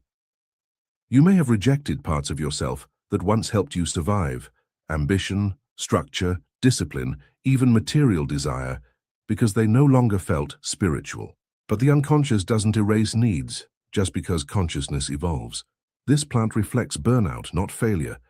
You gave too much energy to inner work, healing others, or finding meaning, while neglecting the basic psychological need for stability, rest, and nourishment. Financial struggle here is the psyche's way of saying, your roots are dry. What's holding you back? Unconscious belief that rest, money, or stability is less spiritual, over-identifying with struggle as proof of growth. Giving without replenishing yourself. How to break free. Concrete steps. 1. Restore structure before expansion. Create a simple daily financial ritual. Check your money once a day, no avoidance. Track spending weekly without judgment. 2. Reclaim permission to receive. Say this daily. Stability supports my spiritual growth. I am allowed to be supported. 3. Rebuild energy before goals. Sleep, nutrition, and routine come before manifestation. The psyche needs safety to create. Your finances will stabilize when your nervous system does. If this message resonates with you, let me know in the comments. And subscribe to help us continue putting out videos just like this one.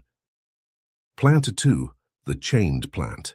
Fear of power, guilt around money, self-restriction. If you chose plant 2, your subconscious is revealing self-imposed limitation. Jung spoke often about the shadow, the parts of ourselves we suppress because we fear what they might turn us into. In your case, the shadow is power. You associate money with control, ego, corruption, or becoming someone you don't respect. So unconsciously you restrain yourself, not because you can't succeed, but because success threatens your identity. The chains are not external. They are moral contracts you made with yourself. What's holding you back? Guilt about wanting more, fear that wealth disconnects you from your values, belief that struggle keeps you pure or authentic. How to break free. Concrete steps. 1. Rewrite your money identity. Write this sentence and finish it honestly. If I had more money, I'm afraid I would become. That answer reveals the chain. 2. Separate money from morality. Money amplifies who you already are. It doesn't change you. Repeat daily. Money gives me more choice, not less integrity. 3. Practice small acts of empowered choice. Spend intentionally once a week on something that supports your growth, without guilt. When you stop punishing yourself for wanting more, flow returns. If this message resonates with you, let me know in the comments. And subscribe to help us continue putting out videos just like this one. Plant 3, the plant in fire. Inner conflict, self-sabotage, destruction before creation. If you chose plant 3, your subconscious is highlighting inner war. Jung believed that when opposites within the psyche are not integrated, they turn destructive. One part of you wants freedom, meaning, and truth. Another part still fears survival, judgment, or loss of control. Instead of integrating these parts, they burn each other. Financial instability here comes from self-sabotage, starting over repeatedly, burning bridges, quitting too soon, or unconsciously choosing chaos over consistency. The fire isn't evil. It's uncontrolled transformation. What's holding you back? All or nothing thinking, destroying old systems without building new ones. Confusing intensity with progress. How to break free, concrete steps. 1. Choose integration over rebellion. You don't need to destroy your old self, only update it. 2. Stabilize one financial container. Choose one consistent income stream or responsibility and commit for 90 days without quitting. 3. Slow down transformation. Growth that lasts is boring at first. That's how you know it's real. When the fire is contained, it becomes fuel, not destruction. If this message resonates with you, let me know in the comments. And subscribe to help us continue putting out videos just like this one. Plant 4, the overflowing plant. Misaligned abundance, leaks, and giving too much away. If you chose plant 4, your subconscious is showing mismanaged abundance. You are not blocked from money. You are leaking it. Jung taught that when the ego doesn't value itself properly, the unconscious compensates through overgiving, rescuing, or sacrificing. You may attract opportunities, ideas, or income, but it doesn't stay because boundaries are weak. You confuse generosity with self-erasure. What's holding you back? Overgiving time, energy, or resources. Undervaluing your work. Fear that saying no blocks abundance. How to break free, concrete steps. 1. Install energetic boundaries. Before giving, ask, is this nourishing me too? 2. Raise standards, not effort. Charge fairly, ask clearly. Expect reciprocity. 3. Plug the leaks.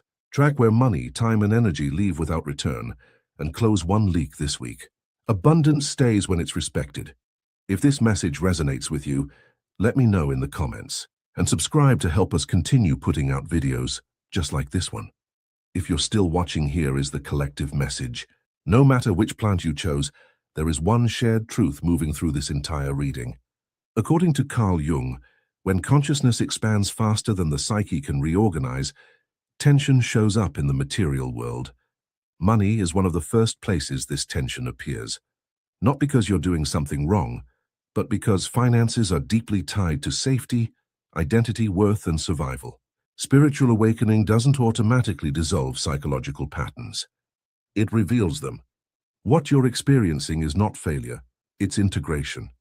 Your subconscious is asking you to bring your inner insight into practical structure, to ground awareness into routine, to stop swinging between extremes, and instead create a stable bridge between who you were and who you're becoming. Jung believed wholeness comes not from rejecting parts of ourselves, but from integrating them. The part of you that seeks meaning and the part of you that seeks security are not enemies. They are meant to work together. Financial balance returns when intuition is paired with consistency, awareness is paired with action, healing is paired with responsibility. You are not meant to struggle forever to prove growth. You are meant to live the wisdom you've gained. Take what resonated, release what didn't, and trust that clarity comes when inner truth meets grounded choice. If this collective message resonated with you, let me know in the comments. And subscribe to help us continue putting out videos just like this one, designed to help you understand yourself, not judge yourself.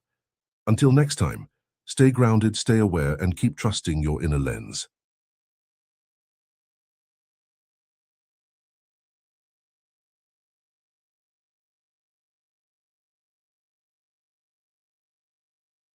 Welcome back to Soul Reflections.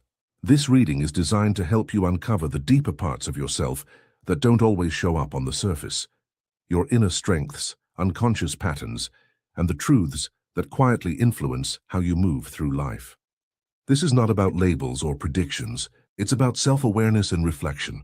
This experience is inspired by Carl Jung's psychological work, which focuses on how the subconscious mind communicates through symbols, instincts, and imagery. Jung believed that before the conscious mind explains why something resonates, the subconscious already knows what belongs to us. When you're drawn to an image without overthinking it, that response isn't random. It's your subconscious recognizing something familiar, something already within you. In front of you are 4 horses. Each horse represents a different inner truth or personal quality.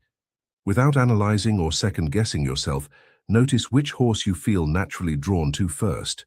Trust that initial pull. That's where your subconscious speaks most clearly. Once you've chosen your horse, stay with that message to receive insight into who you are at a deeper level. and how this awareness can support your personal growth. And if these intuitive, psychology-based reflections resonate with you, make sure to subscribe to Soul Reflections. Your support allows us to continue creating content that helps you understand yourself, trust your intuition, and move forward with clarity. Take a breath, trust your intuition, and choose your horse.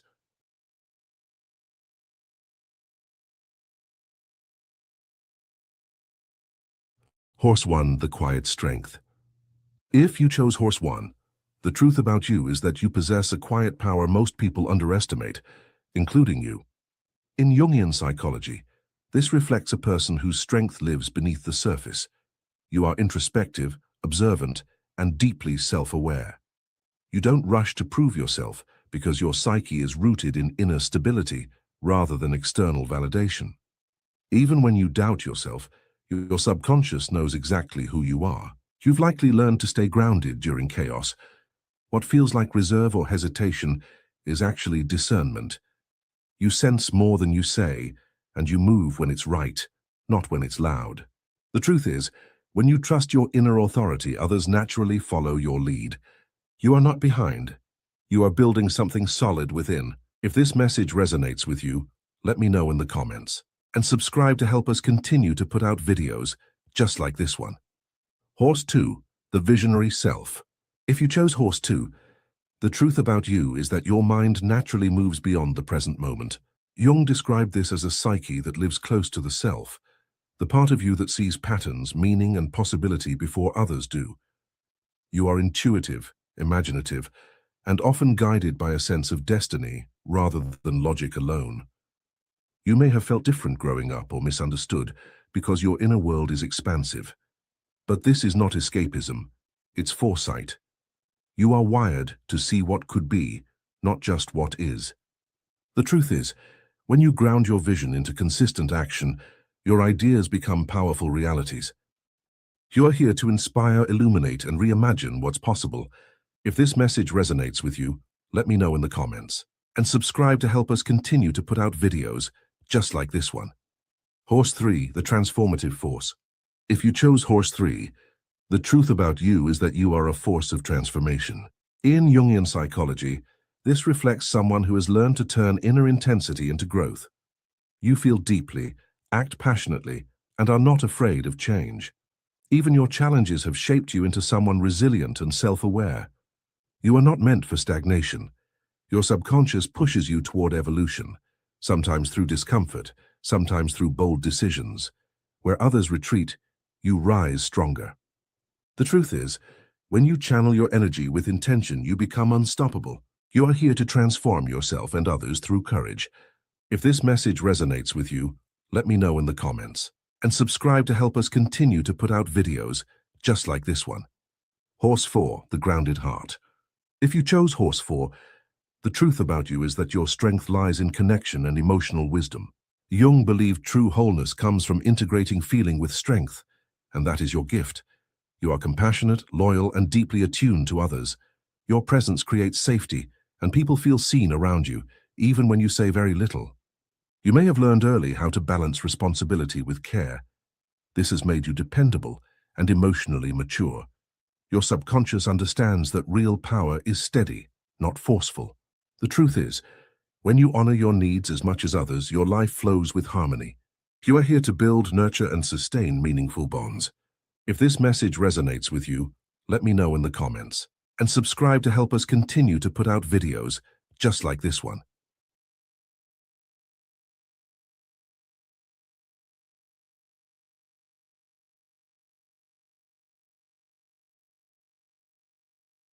Welcome back to Soul Reflections.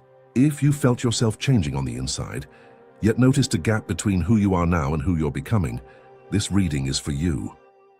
Today's message explores how to create a stable bridge between your current identity and your emerging self. Growth doesn't happen all at once. Often, the hardest part of transformation isn't knowing where you're going. It's learning how to move forward without feeling fragmented, uncertain, or stuck between worlds. This reading looks at the subconscious patterns that activate during transition, especially when old identities dissolve faster than new ones can fully form. This is not a prediction. This is a mirror.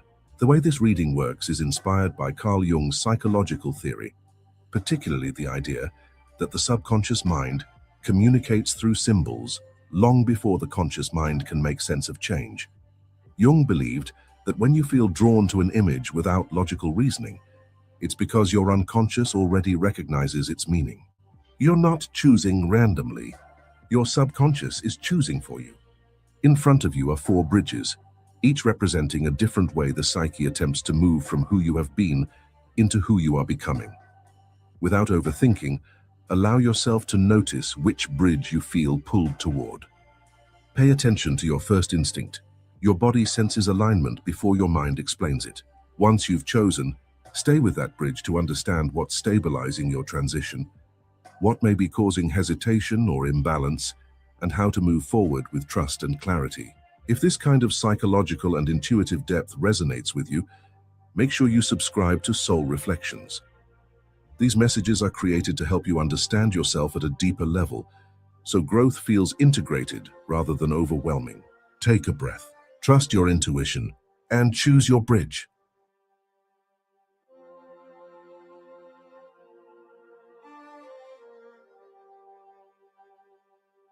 Bridge 1: integrating the past self. If you chose Bridge 1, your subconscious is showing you that the key to stability is integration, not erasure.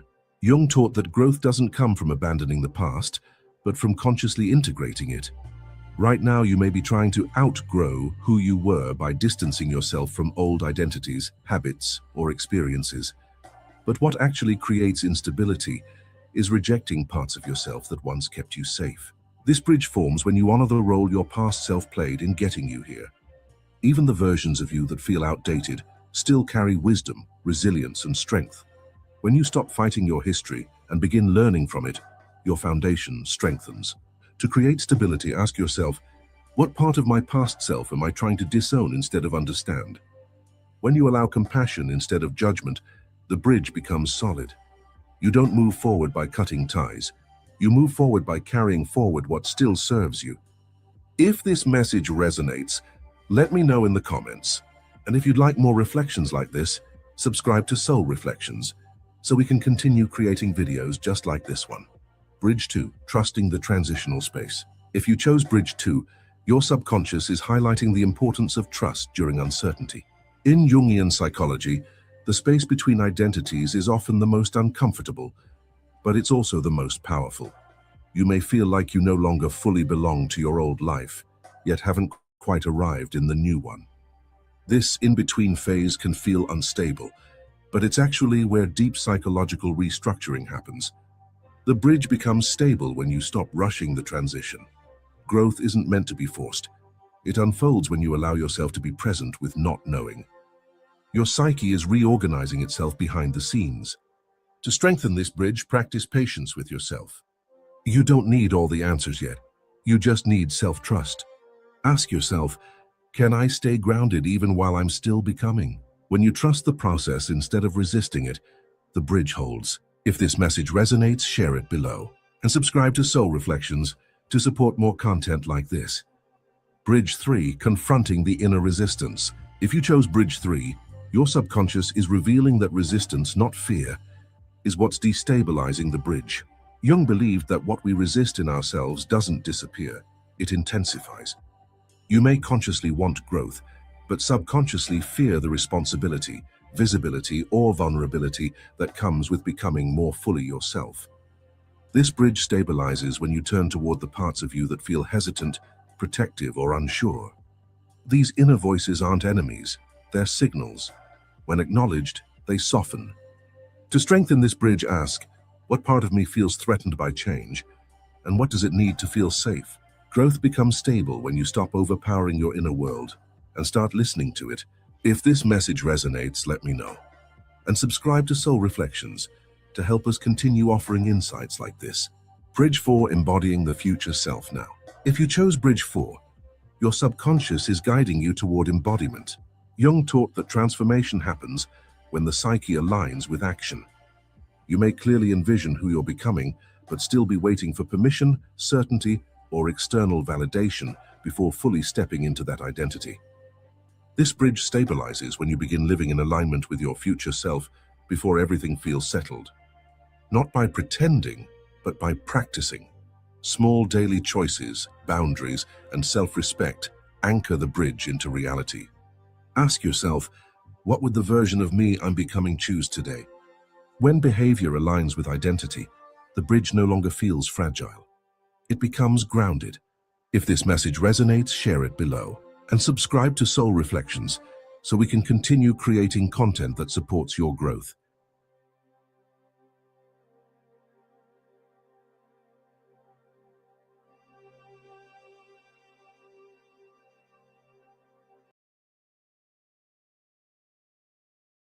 Welcome back to Soul Reflections.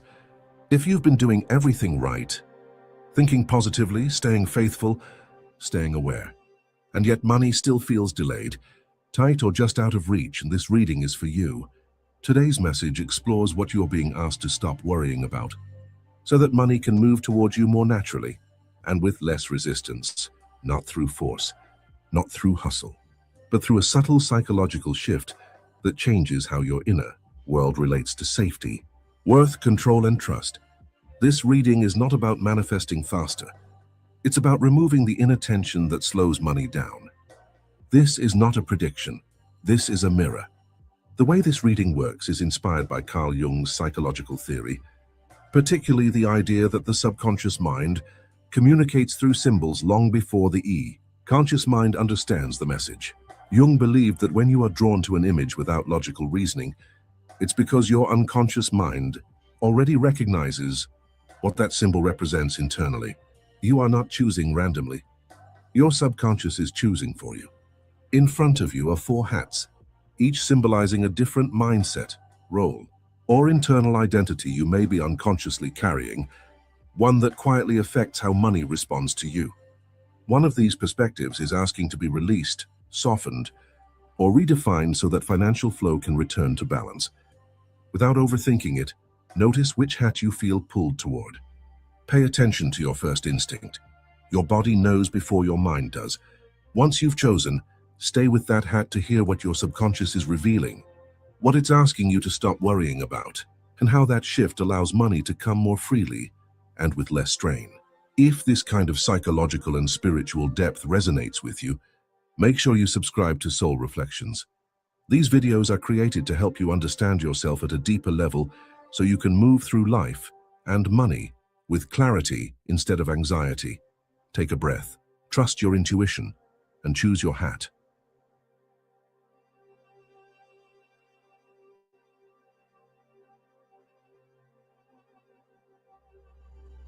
Hat 1.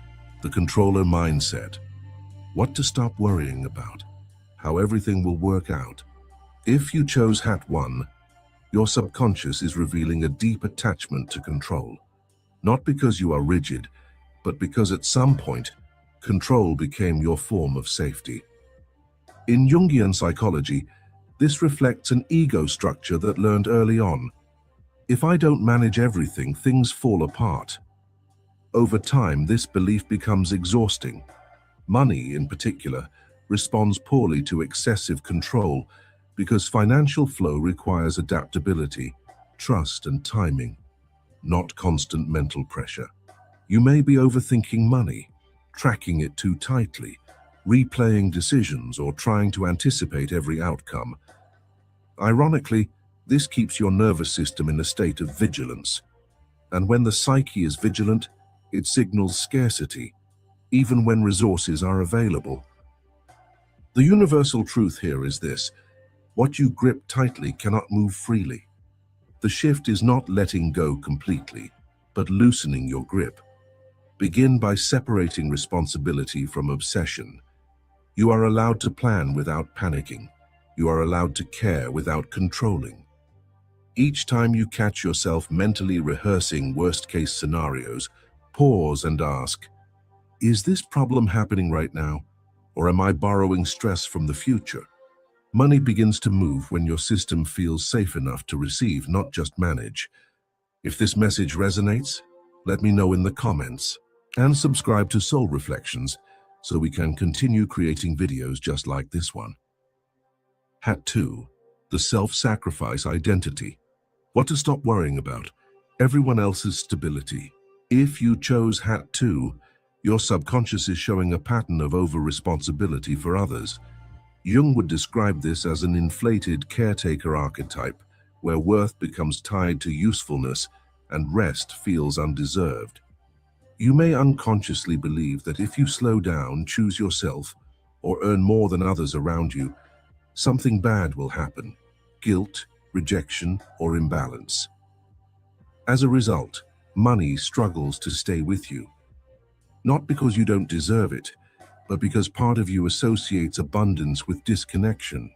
The universal truth is this: you cannot abandon yourself without consequences. Financial flow stabilizes when your psyche believes it is safe to prioritize your own needs without punishment. That begins with redefining responsibility. Supporting others does not mean rescuing them. Loving others does not mean carrying their emotional or financial weight. A practical shift. Notice where you say yes out of obligation rather than alignment. Start practicing small, guilt-free boundaries. Each boundary reinforces a new internal message: I am allowed to thrive and still be a good person. Money responds to self-respect. When you stop worrying about holding everything together for everyone else, your own foundation strengthens. If this message resonates, share it below, and subscribe to Soul Reflections to support more content like this. Hat 3. The fear of visibility. What to stop worrying about? Being seen, judged, or misunderstood. If you chose Hat 3, your subconscious is highlighting a fear of visibility. Jung believed that the shadow often contains not just what we hide in shame, but what we hide in fear of power. You may downplay your abilities, delay opportunities, or hesitate to fully step into your gifts because being seen feels risky. Visibility invites judgment, expectations, and responsibility. And part of you may still equate those with danger. But the universal truth is this: money flows toward clarity and presence. When you hide, minimize, or second-guess your value, you unintentionally signal uncertainty. The shift here is internal permission. You don't need to become louder, just more honest. Begin acknowledging your competence without apology. Practice owning your strengths in private first. Let your nervous system acclimate to the idea that visibility does not equal threat. Ask yourself, what part of me am I protecting by staying small? As you integrate that part instead of suppressing it, confidence becomes embodied, not forced, and money responds to embodiment. If this message resonates, let me know. And subscribe to Soul Reflections so we can continue sharing insights like this. Hat 4. The waiting for certainty mindset. What to stop worrying about? Being ready. If you chose Hat 4, your subconscious is revealing a pattern of postponement. Not from laziness, but from a belief that clarity must come before action. Jung taught that the psyche evolves through experience, not perfect understanding. Waiting to feel fully ready often keeps people trapped in potential rather than progress. Money, like growth, responds to movement, not perfection. The universal truth is this: clarity follows commitment, not the other way around. You may be waiting for confidence, the right timing, or external validation before moving forward. But readiness is built through engagement. Each small step signals to your subconscious that you trust yourself enough to proceed. The practical shift. Act from enough instead of certainty. Choose one aligned action you can take now without over-preparing. Let learning happen through motion. When you stop worrying about being fully ready, momentum replaces hesitation, and momentum attracts opportunity. If this message resonates, share it below, and subscribe to Soul Reflections to help us continue creating videos just like this one.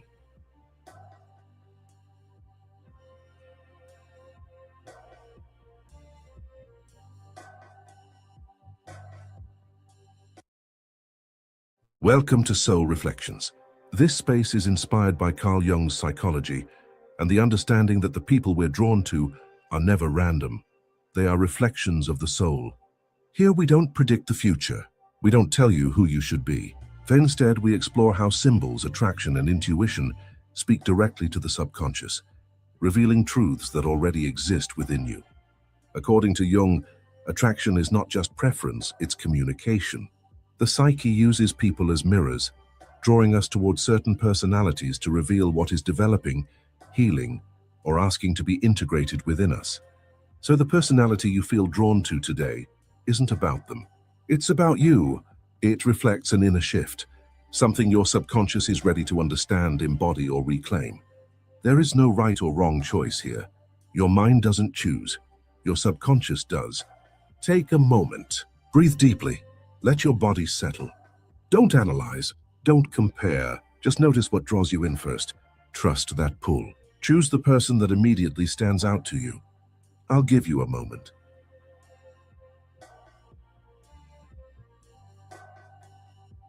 Gentleman 1, the grounded, warm, present personality. If you are drawn to this person, you attract individuals who feel safe, emotionally available, and quietly strong. According to Jung, this reflects an inner state where your psyche is seeking stability and embodiment. You attract this personality because, consciously or unconsciously, you are learning how to land in yourself. You may have spent much of your life in survival mode, thinking ahead, overanalyzing, or living in your head. This attraction signals a shift. Your nervous system wants rest, rhythm, and consistency. Jung taught that what we attract mirrors what is emerging within us, not just what we already possess.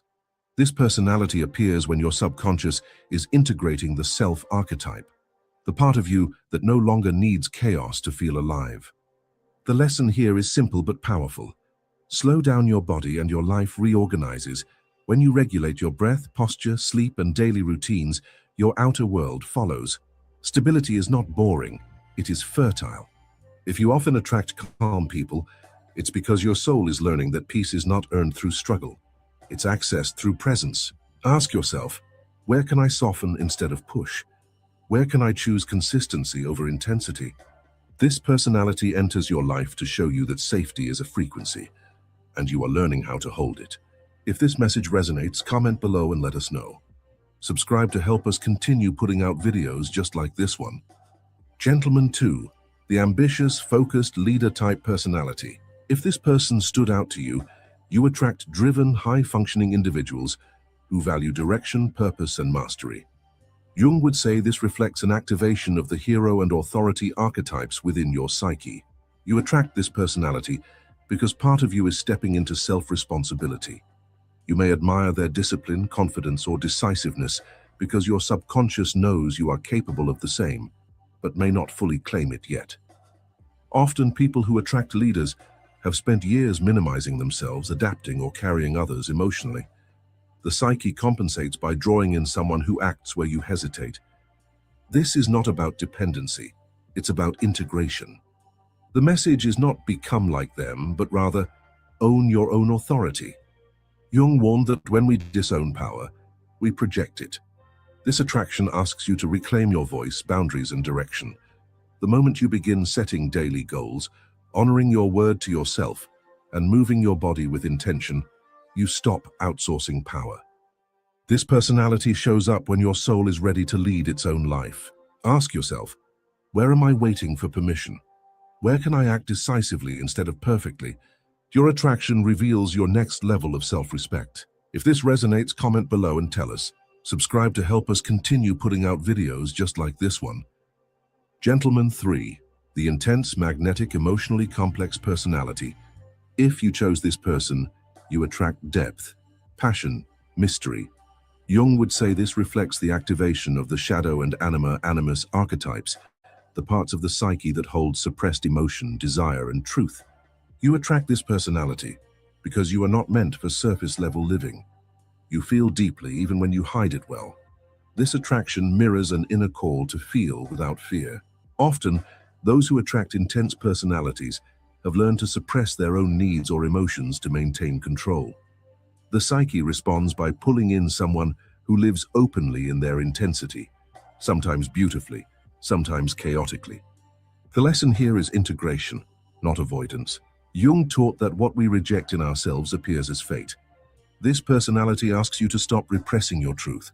Speak sooner, feel fully. Set boundaries without guilt.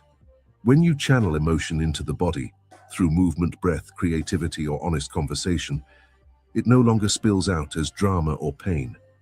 This attraction is not about suffering, it's about aliveness. Ask yourself, what truth am I afraid to express? What emotion wants space in my body? Your magnetism increases when you honor your inner fire instead of fearing it. If this message resonates, comment below. Subscribe to help us continue putting out videos just like this one. Gentleman 4, the playful, free-spirited, youthful personality. If this person caught your attention, you attract lightness, curiosity, and joy. Jung would associate this with the child and trickster archetypes, symbols of renewal, creativity, and freedom. You attract this personality because part of you is healing from seriousness. You may have carried responsibility early in life, becoming the strong one too soon. Your psyche now seeks balance. This attraction appears when the soul wants permission to enjoy life again. The subconscious chooses symbols that restore wholeness. This personality reminds you that growth doesn't have to hurt. Pleasure, laughter, and spontaneity are not distractions. They are regulators of the nervous system. Jung believed the child archetype appears when the psyche is preparing for rebirth. This is not regression, it's renewal. The lesson is embodiment through joy. Move your body in ways that feel good. Spend time in sunlight, play, create without outcome. These are not small things, they are transformative. Ask yourself, where can I choose delight without justification? Where can I let life be lighter? You attract this personality because your soul is remembering how to live. If this resonates, let us know in the comments. Subscribe to help us continue putting out videos just like this one.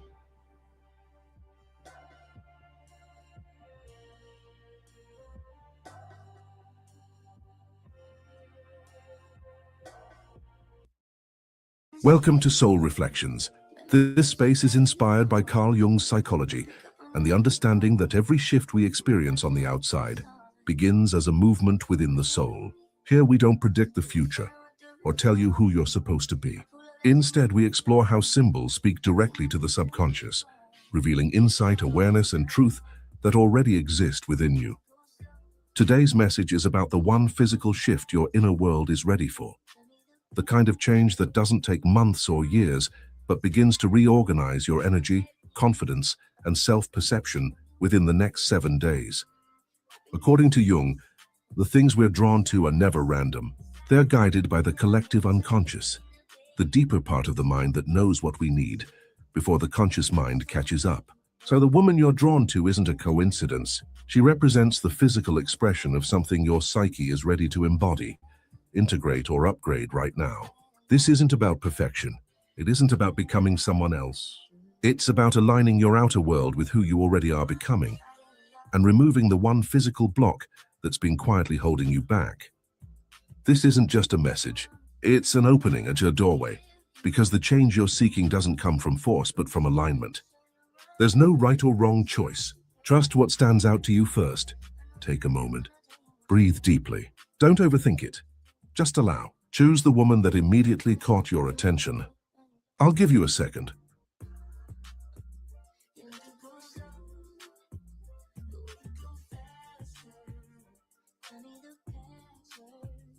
Row 1, the shift into embodied confidence. The physical shift that changes everything for you in the next 7 days is how you carry yourself. When no one is watching, Carl Jung believed the body expresses the psyche before the mind is aware of it. Right now, your body has learned to stay small, not because you lack confidence, but because at some point it felt safer not to take up space. Currently, your shoulders may be slightly forward, chin lowered, breath held just enough to stay alert. In Jungian terms, this is the persona adapting to survive, but it's no longer who you are. The shift you need to make is simple but profound. Upright presence. For the next 7 days, your practice is this. Stand fully in your body, spine long, chest open without force, feet grounded. Let your posture say, I am allowed to be here. This isn't about arrogance. It's about integration. When your body signals self-trust, your mind follows. Opportunities respond differently. People feel it. You feel it. Confidence isn't built by affirmations, it's built by alignment. Row 1, your step-by-step. Day plan for embodied confidence is upright presence and taking up space. The core shift here is posture and physical self-permission. Daily non-negotiable, 5 to 10 minutes. Stand tall with feet grounded. Roll shoulders back gently. Lift your chest slightly. Let your breath drop into your belly day by day focus. Day 1, awareness. Notice when you collapse or shrink. Day 2, correct posture every time you walk into a room. Day 3, make eye contact when speaking. Day 4, slow your walking pace. Day 5, sit upright during meals. Day 6, stretch chest, neck, and shoulders. Day 7, review how people responded differently to you. Why it works. The body signals authority before the mind believes it. Upright posture activates self-trust in the unconscious. If this message resonates, subscribe to Soul Reflections to help us continue creating videos just like this one. Row 2, the shift into nervous system safety. The one physical shift that changes everything for you in 7 days is learning to relax, without guilt. Jung taught that what we repress doesn't disappear. It shows up in the body, tightness, fatigue, overthinking. Your body has been living in a subtle state of vigilance, always scanning, always preparing. Your psyche is wise, but your body hasn't yet learned that it's safe to rest. The shift is intentional physical regulation. For the next 7 days, prioritize slow breathing, longer exhales, gentle movement, and deep rest. Not as escape, but as reprogramming. When your nervous system calms, clarity replaces anxiety. Decisions become easier. Energy returns. You don't need to push harder. You need to signal safety. When the body feels safe, the unconscious releases new possibilities. Row 2, your step-by-step, 7-day plan for nervous system safety is relaxation without guilt. The core shift you need to make is breathing and regulation, daily non-negotiable, 10 minutes. Take inhale for 4 seconds, exhale for 6 seconds. Repeat slowly, day by day focus. Day 1, notice tension without fixing it. Day 2, breathe before checking your phone. Day 3, take a 10-minute slow walk. Day 4, stretch gently before bed. Day 5, eat 1 meal slowly. Day 6, take a warm shower mindfully. Day 7, rest without explaining yourself. Why it works. When the body feels safe, the unconscious releases fear-based patterns and allows expansion. If this message resonates, subscribe to Soul Reflections so we can continue offering this depth and guidance. Row 3, the shift into disciplined self-respect. The physical shift that changes everything for you in 7 days is keeping one small promise to your body daily. Jung believed transformation occurs through conscious repetition. Right now, your psyche wants structure, not pressure. Your body wants to trust you again. Choose one physical commitment. Hydration, walking, stretching, nourishment, sleep, and honor it every day for 7 days. Not perfectly, consistently.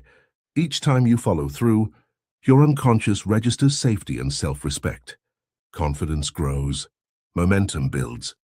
Motivation returns, not forced, but earned. This is how identity changes, not through big declarations, but through kept promises. You don't need more discipline. You need integrity with yourself. Row 3, your step-by-step 7. Day plan for disciplined self-respect is integrity with the body.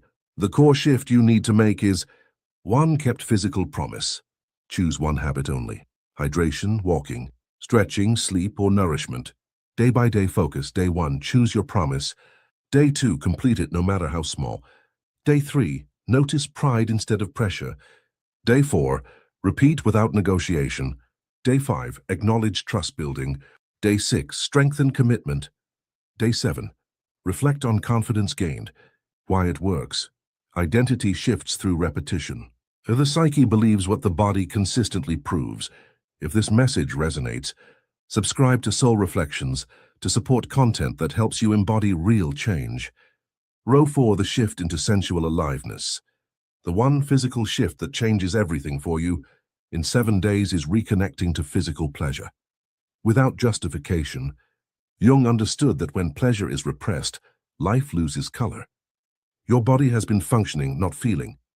The shift is to reawaken sensation, warm showers, slow movement, textures, music, stretching, touch, not indulgence, presence. Pleasure grounds you in the present moment, and presence is where transformation happens. When your body remembers joy, your psyche remembers possibility. You don't need to earn pleasure. You need to allow it. Go for your step-by-step 7-day plan for sensual aliveness is reawakening pleasure and presence. The core shift you need to make is sensory engagement. Daily non-negotiable, 10-15 minutes. Choose one sensory pleasure per day. Day-by-day focus, day 1, warm shower or bath. Day 2, soft clothing or textures. Day 3, music plus movement. Day 4, stretching slowly. Day 5, enjoy food mindfully. Day 6, sunlight or fresh air. Day 7, reflect on joy felt, why it works. Pleasure reconnects the psyche to life force. Presence dissolves stagnation. If this message resonates, subscribe to Soul Reflections so we can continue creating content that reconnects you to yourself.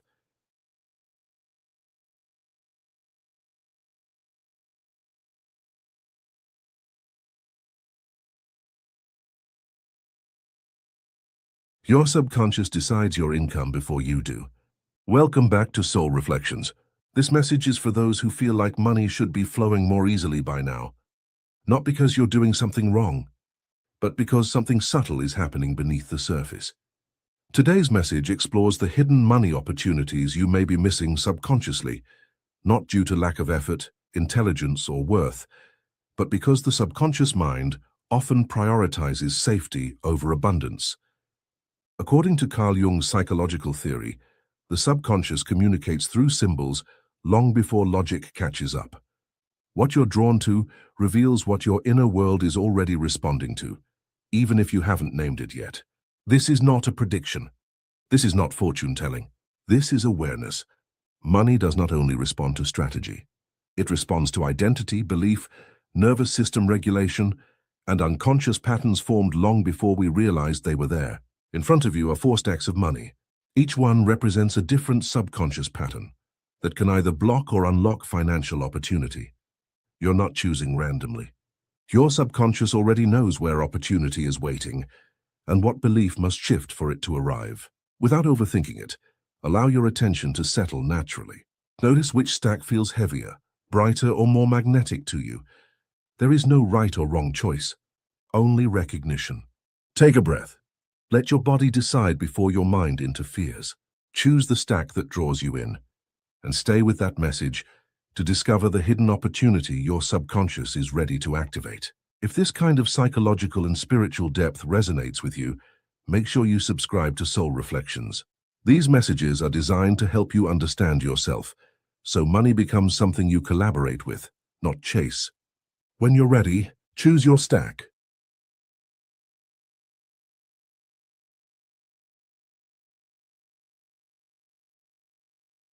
Stack 1. The missed opportunity of structure. If you chose this stack, your subconscious is revealing something important. Money is trying to reach you through structure, but your psyche has learned to associate structure with restriction instead of freedom. From a Jungian perspective, this reflects a tension between the ego, who wants control and certainty, and the shadow, who fears being trapped, limited, or overwhelmed by responsibility. Somewhere in your past, stability became emotionally coded as pressure, obligation, or loss of self. So even when opportunities arise that require consistency, planning, or discipline, part of you unconsciously resists. This doesn't mean you lack discipline. It means your nervous system learned that structure equals stress. The hidden opportunity here is learning to redefine structure as self-respect. Money flows more easily when your inner world feels safe enough to hold it. Right now, wealth is asking you to create containers, budgets, routines, timelines, systems, not as punishment, but as protection. When you wake up at the same time each day, when you track instead of avoid, when you choose order without perfection, your psyche begins to trust you. The shift is subtle but powerful. Structure doesn't cage you. It frees your creative energy. Once your unconscious realizes that consistency creates safety, opportunities that once felt heavy will feel supportive instead. Row 1, structure as safety. And creating order without self-punishment. Here's a 7-day personalized practice. Goal: teach your subconscious that structure is supportive, not restrictive. Day 1. Write down all sources of income and expenses without judgment. Awareness builds safety.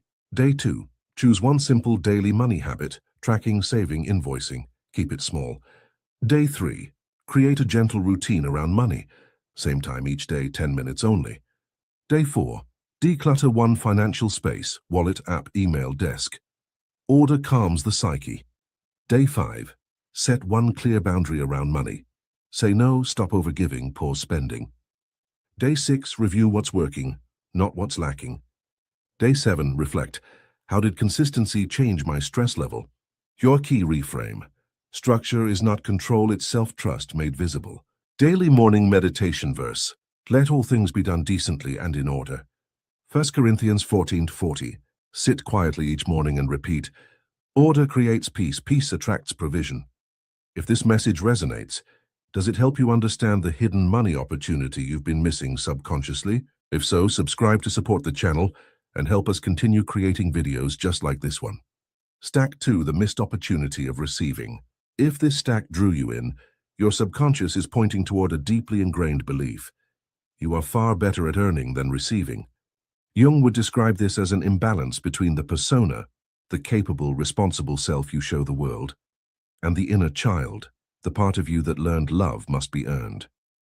You may unconsciously associate money with effort, struggle, or proving your worth, which means opportunities that come easily can feel suspicious, undeserved, or temporary. This is not laziness. This is conditioning. You may turn down help, underprice yourself, overgive before allowing yourself to receive. The hidden money opportunity here is allowing support without guilt. Wealth is not only created through action, it is sustained through openness. When you block receiving, you unintentionally block expansion. Your subconscious is asking you to practice a new truth: you don't need to suffer to be worthy. Ease is not a trap. Support is not weakness. Try this for 7 days. Say yes when help is offered. Charge what reflects your value. Pause before over-explaining or over-giving. Money responds when your nervous system learns it's safe to receive, without earning pain first. Row 2: receiving without guilt, and allowing money to come without suffering first. Here's a 7-day personalized practice. Goal: rewire the belief that money must be earned through struggle. Day 1.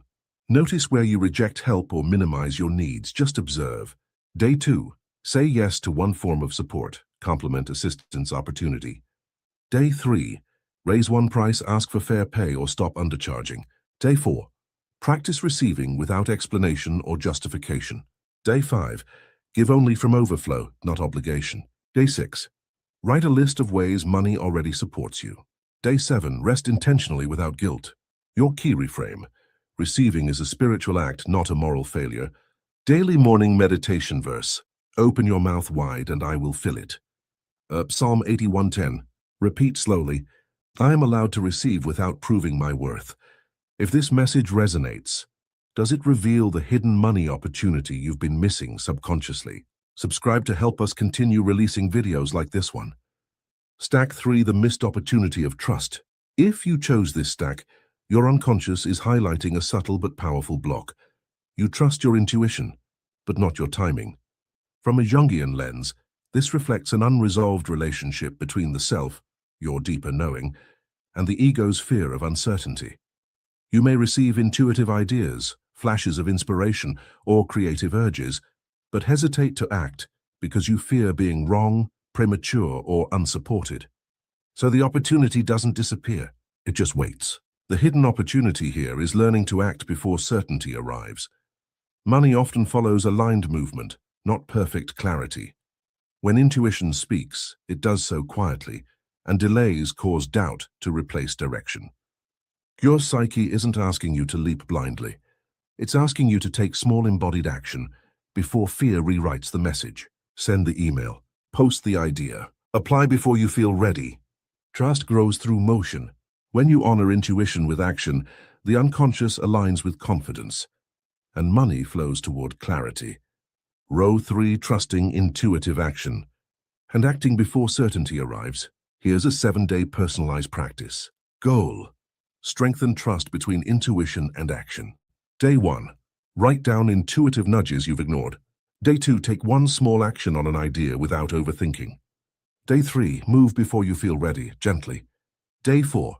Release perfection, share, apply, or start imperfectly. Day 5.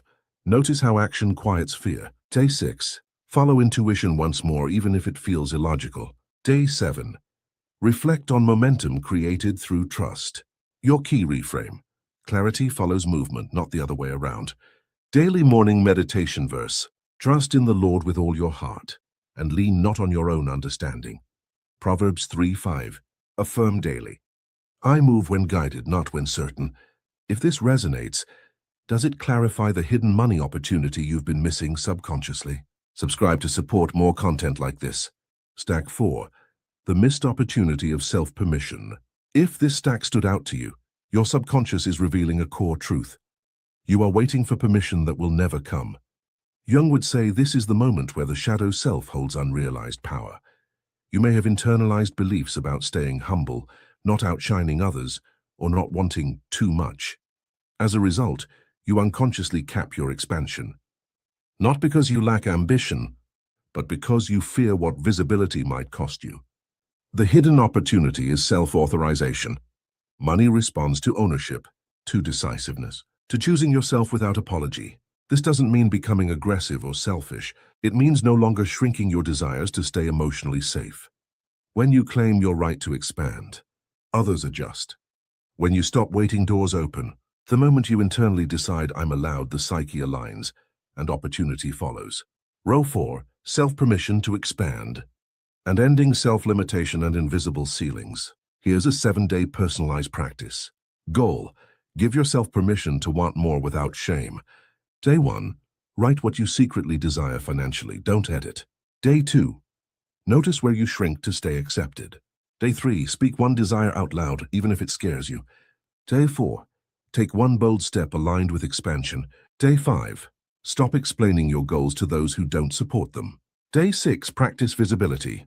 Be seen without apology. Day 7. Claim your identity as someone who expands naturally. Your key reframe: permission precedes provision. Daily morning meditation verse: you shall remember the Lord your God, for it is He who gives you power to get wealth. Deuteronomy 8:18. Repeat with intention: I'm allowed to expand. Expansion is divinely supported.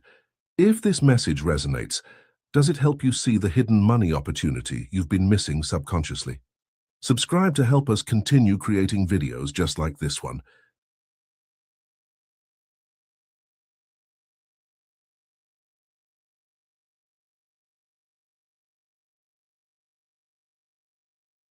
Welcome to Soul Reflections. This message is grounded in Carl Jung's psychology and the understanding that our outer relationships are mirrors of our inner state. Here we don't predict the future or tell you who you should date. Instead, we explore how your current energy, your emotional patterns, beliefs, and unconscious habits shapes the type of relationship you naturally attract.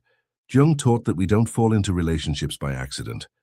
We are drawn to people who reflect unresolved parts of ourselves, emerging strengths or lessons our psyche is ready to integrate. Attraction is the subconscious communicating through symbols. So the couple you're about to choose isn't random. It represents the relational dynamic. Your inner world is most aligned with right. Now the kind of love, challenge, safety, passion, or growth your energy is broadcasting. This message isn't about judgment. It's about awareness, and awareness is power. There is no right or wrong choice. Trust what stands out to you first, before logic steps in. Take a slow breath. Let your mind soften. Don't analyze, just notice. Choose the relationship that immediately draws your attention. I'll give you a moment.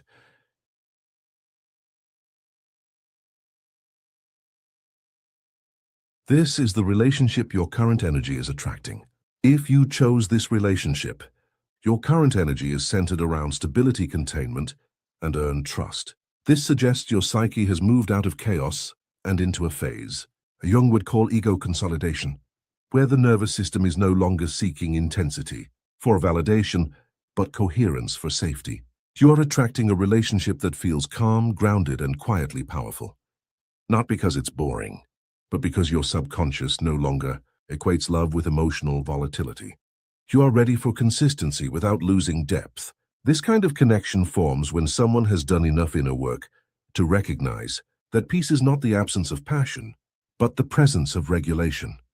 If you start dating now, you are likely to draw in someone emotionally mature, reliable and steady, someone who values routine, presence and mutual respect. This relationship grows slowly, but its strength compounds over time. Jung believed that when we stop projecting our unmet needs, we attract partners who meet us as equals rather than saviors or adversaries. The work here is to allow this calm without sabotaging it. Your psyche may still carry old imprints that associate love with urgency. The integration comes from letting yourself receive safety without questioning it. If this message resonates, like and subscribe to help us continue to put out videos just like this one. This is the relationship your current energy is attracting me. If this relationship stood out to you, your current energy is deeply magnetic, expressive, and self-aware. This reflects a psyche that has integrated confidence with vulnerability, what Jung referred to as a balanced anima-animus exchange. You are attracting a relationship fueled by mutual admiration, passion, and visibility. This is the kind of dynamic where both partners inspire each other to expand, create, and step fully into their identity. You are no longer shrinking to be chosen.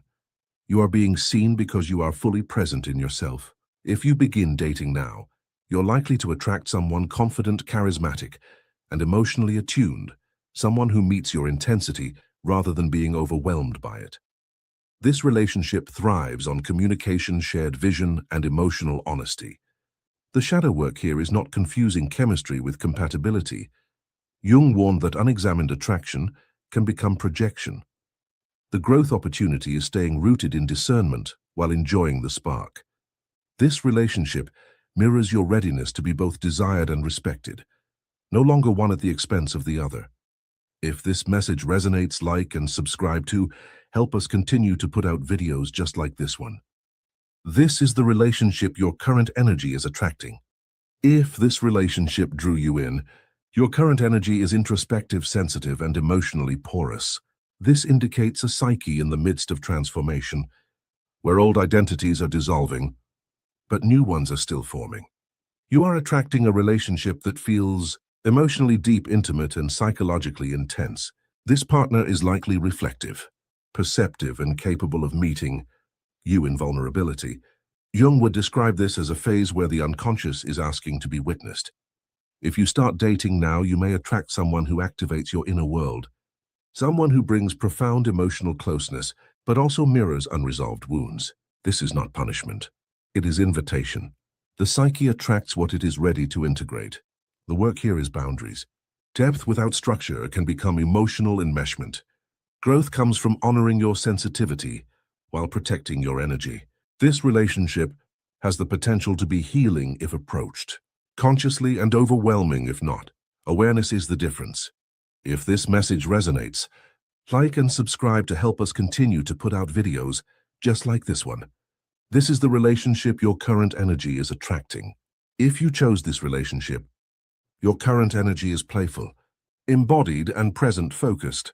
This suggests your psyche has released heavy self-analysis and entered a phase of reconnection with joy. You are attracting a relationship built on laughter, shared experiences, and emotional lightness.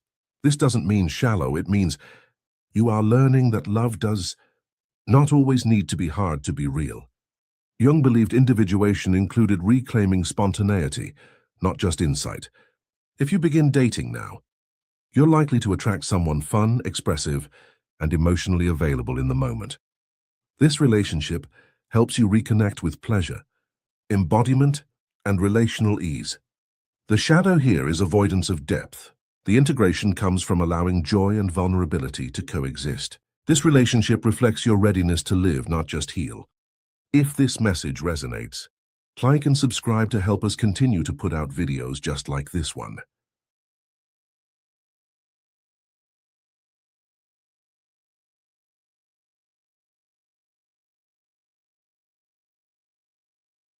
Choose a home from the options in front of you. Each home is a window into your inner world. In Carl Jung's psychology, A house symbolizes the psyche, your inner mind and emotions. The home you're drawn to will reveal aspects of what's going on inside you right now. Let's dive in and discover what your choice says about you. Message 1. The structured, traditional home. Psychological theme: stability, order, grounded identity. If you chose this home, your psyche is prioritizing predictability and safety. In Jungian terms, this reflects a strong ego structure, the part of the mind that organizes reality, routines, and responsibility. This often emerges after instability. The psyche compensates by seeking order. From a neuroscience perspective, this choice aligns with a nervous system that has spent time in threat or uncertainty. When the brain experiences prolonged stress, the amygdala becomes hypervigilant. The mind then gravitates towards structure, because predictability calms the nervous system. Structure lowers cognitive load. It reduces decision fatigue and stabilizes dopamine release by creating reliable reward loops. This is why routines feel soothing right now. This message isn't saying you're rigid. It's saying your brain is rebuilding trust in consistency. The growth edge here is flexibility. Once safety is restored, the psyche naturally seeks expansion again. Awareness turns stability into strength, not stagnation. Does this message resonate with you? Like and subscribe to help us continue to put out videos just like this one. Message 2. The modern, open home. Psychological theme: expansion, future orientation, autonomy.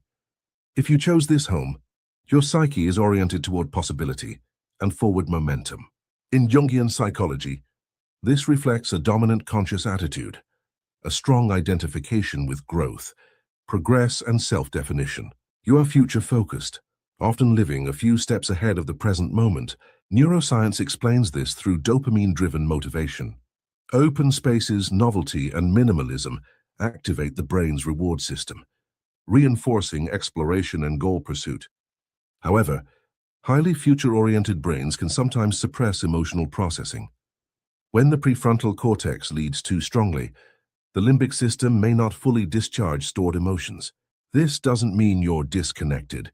It means your mind has learned that movement feels safer than stillness. The integration here is embodiment, allowing pauses, sensations, and emotional presence without losing momentum.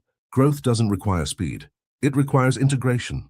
Does this message resonate with you? Like and subscribe to help us continue to put out videos just like this one. Message 3. The cabin, secluded home. Psychological theme: restoration, authenticity, inner repair. If you chose this home, your psyche is asking for nervous system recovery. Jung would describe this as a movement toward the self, the deeper, organizing center beyond ego roles. This often arises when external expectations have overridden internal truth.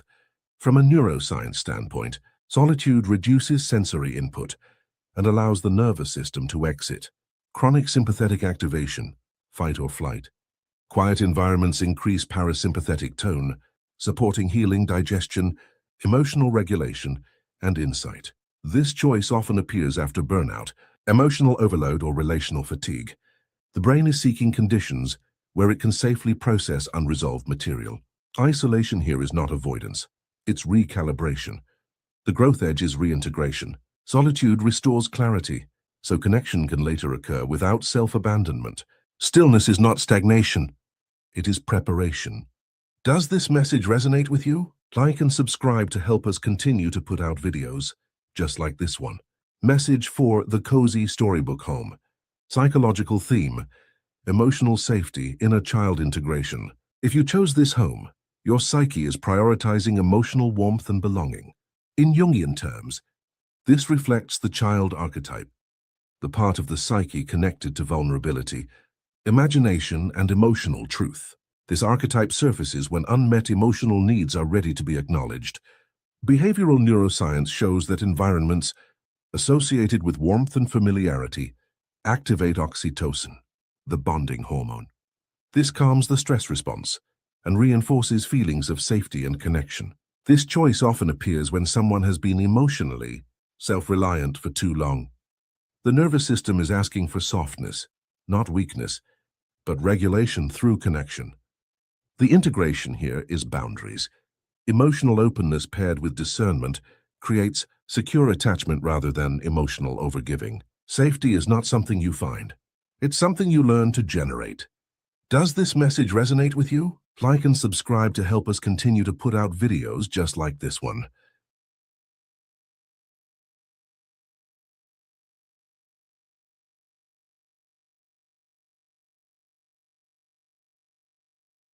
This space is inspired by Carl Jung's psychology and the idea that every choice we make is a reflection of the soul. Here we don't predict the future or tell you who you're supposed to be. Instead, we explore how symbols speak to the subconscious, revealing insight, awareness, and truth already within you. The siren you're drawn to isn't random. It reflects what your inner world is ready to understand, heal, or awaken. Take a breath, trust what stands out to you, and allow this reflection to meet you exactly where you are. Each siren represents the hidden truth that already exists within you, and the message you'll hear is meant to bring awareness to what your soul is ready to unlock right now. There's no right or wrong choice, trust the one that stands out. To you first, your choice is a reflection, and sometimes reflection is exactly what we need to grow. Now take a second and I'll give you some time to choose. Message 1. The inner siren of emotional presence. A siren is not just a mythical figure in psychology.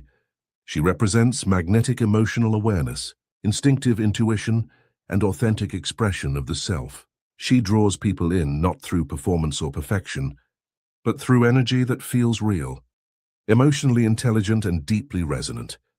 The inner siren is the part of you that feels before it thinks, that draws connection without force, and that creates depth rather than surface attraction. Right now, you may already be operating partially in this energy, especially in relationships or spaces where you feel safe enough to be vulnerable. But if you've learned to wear armor or silence parts of your feeling self to fit in or avoid conflict, your siren may be muted. When your inner siren is underused, people might notice you. But they don't feel you, they notice your exterior before they sense your interior. Carl Jung taught us that the unconscious holds the keys to the parts of ourselves we deny or suppress. When you're drawn to a symbol, an image, or a story that feels deep or meaningful, it's often the siren speaking to you, a reminder that true connection comes from emotional honesty, not performance. Tapping into your inner siren starts with emotional presence. Notice how you feel before you edit yourself. Sit with your emotional reactions instead of suppressing them. Speak from your heart rather than your head. Allow your sensitivity to be a strength, not a flaw. When you embody this energy fully, people don't just see you, they feel you. Conversations become more honest. Relationships become richer, and your presence is valued beyond superficial charm. The benefit of living in siren energy isn't just attraction, it's transformation. You create deeper intimacy, stronger self-awareness, and a sense of inner peace that comes from expressing your truth. Your siren is already inside you. It asks only that you stop dimming, stop editing, and start feeling, because what you feel is the language of your soul. Message 2. The inner siren of intuition and authentic magnetism. The inner siren is not a costume. It is a deep psychological archetype, rooted in intuition, embodiment, and magnetic self-knowledge. In myth, sirens lure with irresistible song. In the human psyche, the siren draws through authentic resonance and inner, knowing that bypasses the brain and speaks directly to others' subconscious. This is not ego charm, but soulful attraction. Many women have learned to replace authenticity with likability. You may smile, adapt, or tone yourself down to be acceptable. That suppresses your siren. Jung called this the persona, the mask we wear to fit expectations. Meanwhile, the siren lives in the unconscious, whispering through dreams, symbols, and that voice inside that says, be real. Are you operating in this energy right now? If you attract people based on what you do rather than who you truly are, your siren is not yet awakened. If you find yourself performing or pleasing to be liked, then the energy you're projecting is constructed, not magnetic. To tap into your siren, notice your impulses before you judge them. Speak truths even when they're uncomfortable. Embrace your emotional depths without hiding them. Allow mystery, not manipulation, to be part of your expression. When your siren stirs, you become less predictable and more compelling. People feel drawn to you because they sense there's more beneath the surface, something unique, something real, something alive. The benefit of this energy is not just attention, it's influence without forcing, connection without strategy, and relationships that flow because you're present, not performative. Your inner siren is not a facade. She is your authentic core speaking without apology. Message 3. The inner siren of somatic wisdom and emotional depth. The inner siren archetype is not about seduction in the cliché sense. She is the embodiment of your unconscious life. Force the part of you that knows before your mind does. Carl Jung described the unconscious as a reservoir of wisdom, power, and instinct. The siren is one of its voices, the one that speaks through sensation, attraction, and intuitive pull. A woman with siren energy feels things deeply. You notice nuance. You sense emotional undertones in others before they are spoken. Instead of reacting, you absorb, and from that space comes your unique power. But many women disconnect from this part of themselves because intense feeling is often labeled as too much or emotional. So they intellectualize instead. This dims the siren. Signs your inner siren is asleep. You disconnect from your body in favor of logical thinking. You suppress your desires to avoid conflict. You attract people who misunderstand your depth. To awaken her, slow down and feel before you think. Notice sensations in your body during decisions. Allow emotional clarity to guide action. When you tap into this energy, your presence becomes felt, not just seen. People are drawn to you because you vibrate with what's real, not what's sanitized. This isn't about seduction. It's about embodied authenticity. The benefit: you form relationships that feel sincere, purposeful, and mutually nourishing. You become a force of emotional depth and stability, not chaos. Your siren is a guide, not a trap, a source of clarity, not confusion. You are not too much. You are real enough to be unforgettable. Message 4. The inner siren as a gateway to self-integration. In psychology, a siren symbolizes more than a lure. She represents the integration of the conscious and unconscious self, a harmony between inner truth and outer expression. Jung emphasized that self-realization occurs when we own parts of ourselves we've rejected. The siren is one of those parts. She is what remains when you strip away societal expectations and personal self-criticism. Many women know the siren only through longing or attraction, the sense that something powerful is just out of reach. This is because the siren lives in the unconscious as both a call and a mirror. She reflects the parts of you that you admire, fear, or deny. That's why people often feel drawn to symbolism: the heart, the moon, the ocean, before they understand why. These are siren energies speaking through symbols. Are you channeling this energy today? If you adapt yourself to others' expectations or hide parts of your personality to be accepted, the siren is partly dormant. She speaks in dreams, impulses, and attraction, but remains unexpressed. To fully embody her, practice these: radical honesty with yourself, acceptance of desire without shame, alignment between emotion, intuition, and action. The inner siren is not about being unrestrained, it is about being whole. When you claim her energy, you stop splitting yourself between what you feel and what you show. The world responds not to perfection, but to integrity. The benefit of this awakening is profound. You attract not what you want, but what matches your depth. You no longer chase validation, you emanate presence. You not only draw in meaningful connection, you become someone who sustains it. This is not a fantasy. This is psychological wholeness.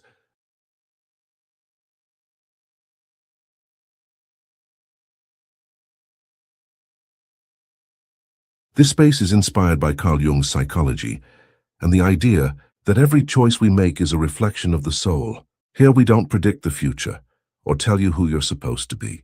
Instead, we explore how symbols speak to the subconscious, revealing insight, awareness, and truth already within you. The weapon you're drawn to isn't random.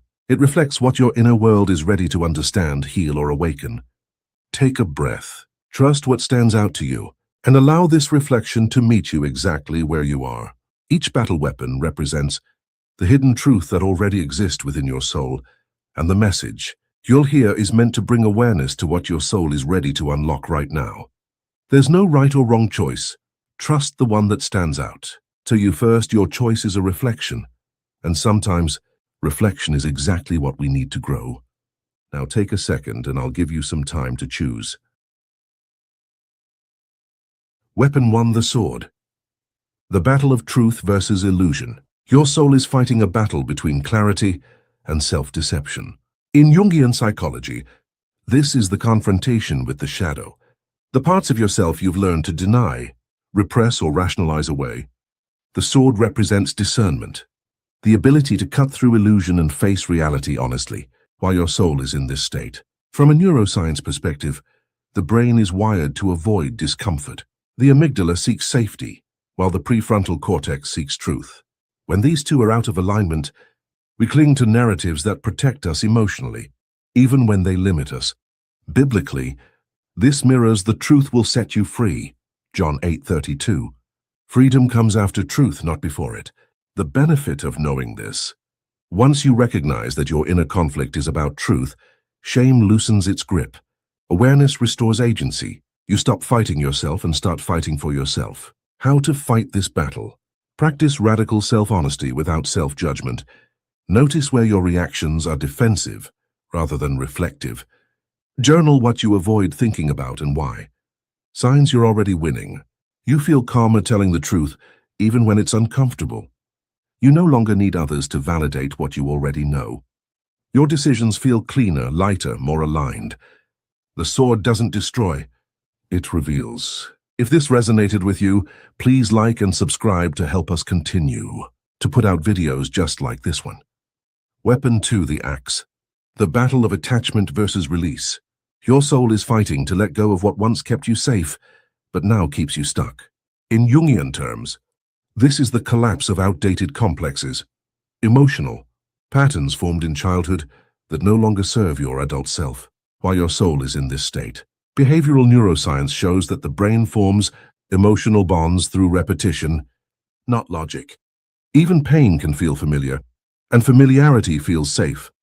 Biblically, this reflects you cannot pour new wine into old wineskins, Mark 2:22. Growth requires release.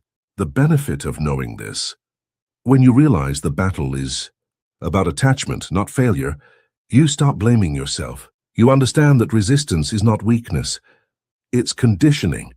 How to fight this battle? Identify what you're holding on to out of fear, not love. Interrupt emotional loops by changing behavior before emotion. Grieve what you're releasing, honor it, don't suppress it. Signs you're already winning. You feel discomfort but not confusion. You're less reactive when things end or change. You're creating space without rushing to fill it. The axe isn't violent, it's liberating. If this resonated with you, please like and subscribe to help us continue to put out videos just like this one. Weapon 3: the shield. The battle of boundaries versus self-betrayal. Your soul is learning how to protect itself without closing its heart. Jung would describe this as healing the persona, the mask worn to be accepted at the cost of authenticity, while your soul is in this state. Neuroscience shows that people-pleasing activates reward circuits tied to survival. Approval once meant safety. Biblically, above all else, guard your heart, Proverbs 4:23. The benefit of knowing this: you stop seeing boundaries as rejection and start seeing them as self-respect. How to fight this battle? Say no without explanation. Let others be uncomfortable without rescuing them. Separate compassion from responsibility. Signs you're already winning. Guilt no longer controls your decisions. You feel stronger after saying no, not weaker. Your energy is stable, not drained. The shield doesn't isolate, it preserves. If this resonated with you, please like and subscribe to help us continue to put out videos just like this one. Weapon 4: the dagger.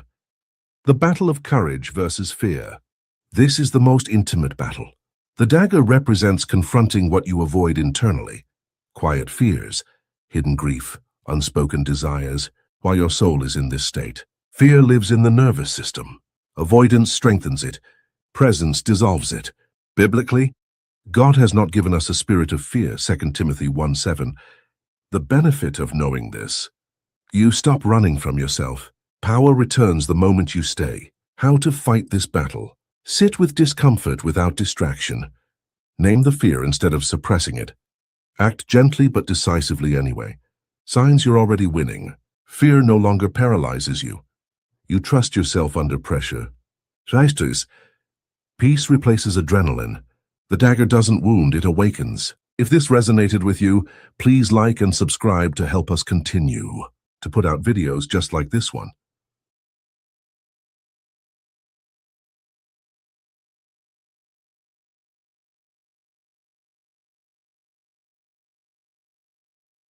This space is inspired by Carl Jung's psychology and the idea that every choice we make is a reflection of the soul. Here we don't predict the future or tell you who you're supposed to be. Instead, we explore how symbols speak to the subconscious, revealing insight, awareness, and truth already within you. The symbol you're drawn to isn't random. It reflects what your inner world is ready to understand, heal, or awaken. Take a breath, trust what stands out to you, and allow this reflection to meet you exactly where you are. Each symbol represents the hidden truth that already exists within you, and the message you'll hear is meant to bring awareness to what your soul is ready to unlock right now. There's no right or wrong choice, trust the one that stands out. To you first, your choice is a reflection. And sometimes, reflection is exactly what we need to grow. Now take a second and I'll give you some time to choose. Message 1: The aligned self. What does my best version look and feel like? If you were drawn to this symbol, your best version feels internally aligned. There is less mental noise, less emotional whiplash, and a deep sense of self-trust. Neuroscience shows that when a person's thoughts, emotions, and actions are congruent, the brain enters a state of coherence. This is when decision-making improves, anxiety lowers, and confidence stabilizes. Carl Jung called this state individuation, when the conscious and unconscious stop pulling in opposite directions. Biblically, this reflects a house divided against itself cannot stand. Under Mark 3:25, your best self is unified. What's been holding you back is inner contradiction. You've known what's right for you, but you've delayed acting on it, often to avoid conflict, loss, or discomfort. The nervous system interprets that hesitation as danger, keeping you stuck in stress patterns. How to reach your best version. Begin acting in alignment, even when it's uncomfortable. Alignment precedes confidence, not the other way around. Small, consistent integrity rewires the brain faster than big declarations. Benefits: peace, decisiveness, emotional stability. Life feels simpler because you're no longer negotiating with yourself. Signs: you're already there. You trust your decisions. You feel calm after choosing, even if it's hard. You don't ruminate as much. How to maintain it: daily self-honesty. Scripture says, let your yes be yes. That's alignment. If this resonated with you, please like and subscribe to help us continue to put out videos just like this one. Message 2: The regulated self. My best version feels safe inside my body. If you chose this symbol, your best version feels emotionally regulated. Behavioral neuroscience shows that growth cannot happen when the nervous system is stuck in fight or flight. Your best self is not reactive, it's responsive. Jung understood that unresolved emotion lives in the unconscious and hijacks behavior. Biblically, God is not a God of confusion, but of peace. 1 Corinthians 14:33. Peace is not avoidance, it's regulation. What's holding you back is chronic stress conditioning. You've been functioning in survival mode for so long that chaos feels normal. How to combat it? Slow the body first. Breath, sleep, routine, and consistency come before motivation. Regulation is biological, not moral. Benefits: clarity, patience, emotional resilience. You stop overreacting and start responding. Signs: you're already there. Faster emotional recovery. Less need to explain yourself. Calm in situations that once triggered you. How to maintain it? Protect your nervous system like Scripture says. Above all else, guard your heart. If this resonated with you, please like and subscribe to help us continue to put out videos just like this one. Message 3: The conscious self. My best version is awake, not autopilot. This symbol reflects awareness. Your best self feels present. Neuroscience shows that awareness interrupts unconscious habit loops. Jung said, until you make the unconscious conscious, it will direct your life and you will call it fate. Biblically, this is be transformed by the renewing of your mind. Romans 12:2. What's holding you back is unconscious repetition. Patterns learned early that you never questioned. How to reach your best version? Notice patterns without judgment. Awareness itself weakens them. Benefits: freedom of choice, clarity, self-mastery. Signs you're already there. You catch yourself mid-pattern. You pause before reacting. You feel less controlled by emotion. Maintain it through reflection. Awareness is a practice. If this resonated with you, please like and subscribe to help us continue to put out videos just like this one. Message for the empowered self. What does my best version look and feel like? If you were drawn to this symbol, your best version feels strong, self-directed, and internally authoritative. This is not dominance or ego. It's grounded power, the kind that doesn't need to prove itself. Behavioral neuroscience shows that when a person believes they can influence outcomes, the brain releases dopamine in a way that increases motivation, confidence, and resilience. Power, when integrated, stabilizes the nervous system instead of overstimulating it. Carl Jung described this as integrating the shadow, the parts of yourself that hold instinct, assertiveness, anger, ambition, and raw life force. When these parts are rejected, they don't disappear. They turn inward as anxiety or outward as self-sabotage. Biblically, this aligns with "the meek shall inherit the earth." Meekness is not weakness. It is strength under control. What your best version looks like. You take responsibility for your life without resentment. You make decisions even when outcomes aren't guaranteed. You no longer wait for permission to act on what you know is right. Others sense your presence immediately, not because you're loud, but because you're grounded. What's been holding you back? You were likely taught that power was dangerous, selfish, or disruptive. So you learned to suppress it to stay safe, liked, or accepted. Neuroscience confirms that suppressed assertiveness often shows up as chronic tension, irritability, or burnout. You've been carrying strength without direction. How to fight this inner battle? Start by honoring your instincts instead of second-guessing them. Practice setting boundaries without apology. Use discipline, not force. Jung believed that conscious power transforms chaos into purpose.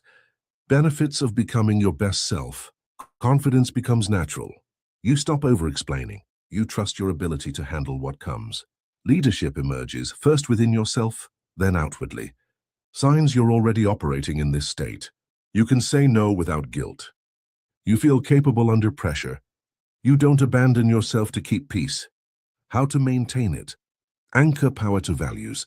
Scripture reminds us, to whom much is given, much is required. Power stays healthy when it serves purpose. If this resonated with you, please like and subscribe to help us continue to put out videos just like this one. Message 5, the whole self. What does my best version look and feel like? If this symbol stood out to you, your best version feels whole, accepting, and internally peaceful. Not perfect, not finished, but complete. Neuroscience shows that self-acceptance reduces stress hormones and increases emotional regulation. When the brain no longer perceives parts of the self as threats, it stops fighting internally. Carl Jung believed that healing happens not through elimination, but integration. Every rejected part of the psyche becomes a source of suffering. Biblically, this aligns with a cord of 3 strands is not easily broken. Wholeness is strength. What your best version looks like. You stop trying to erase your past or outgrow your humanity. You allow contradictions.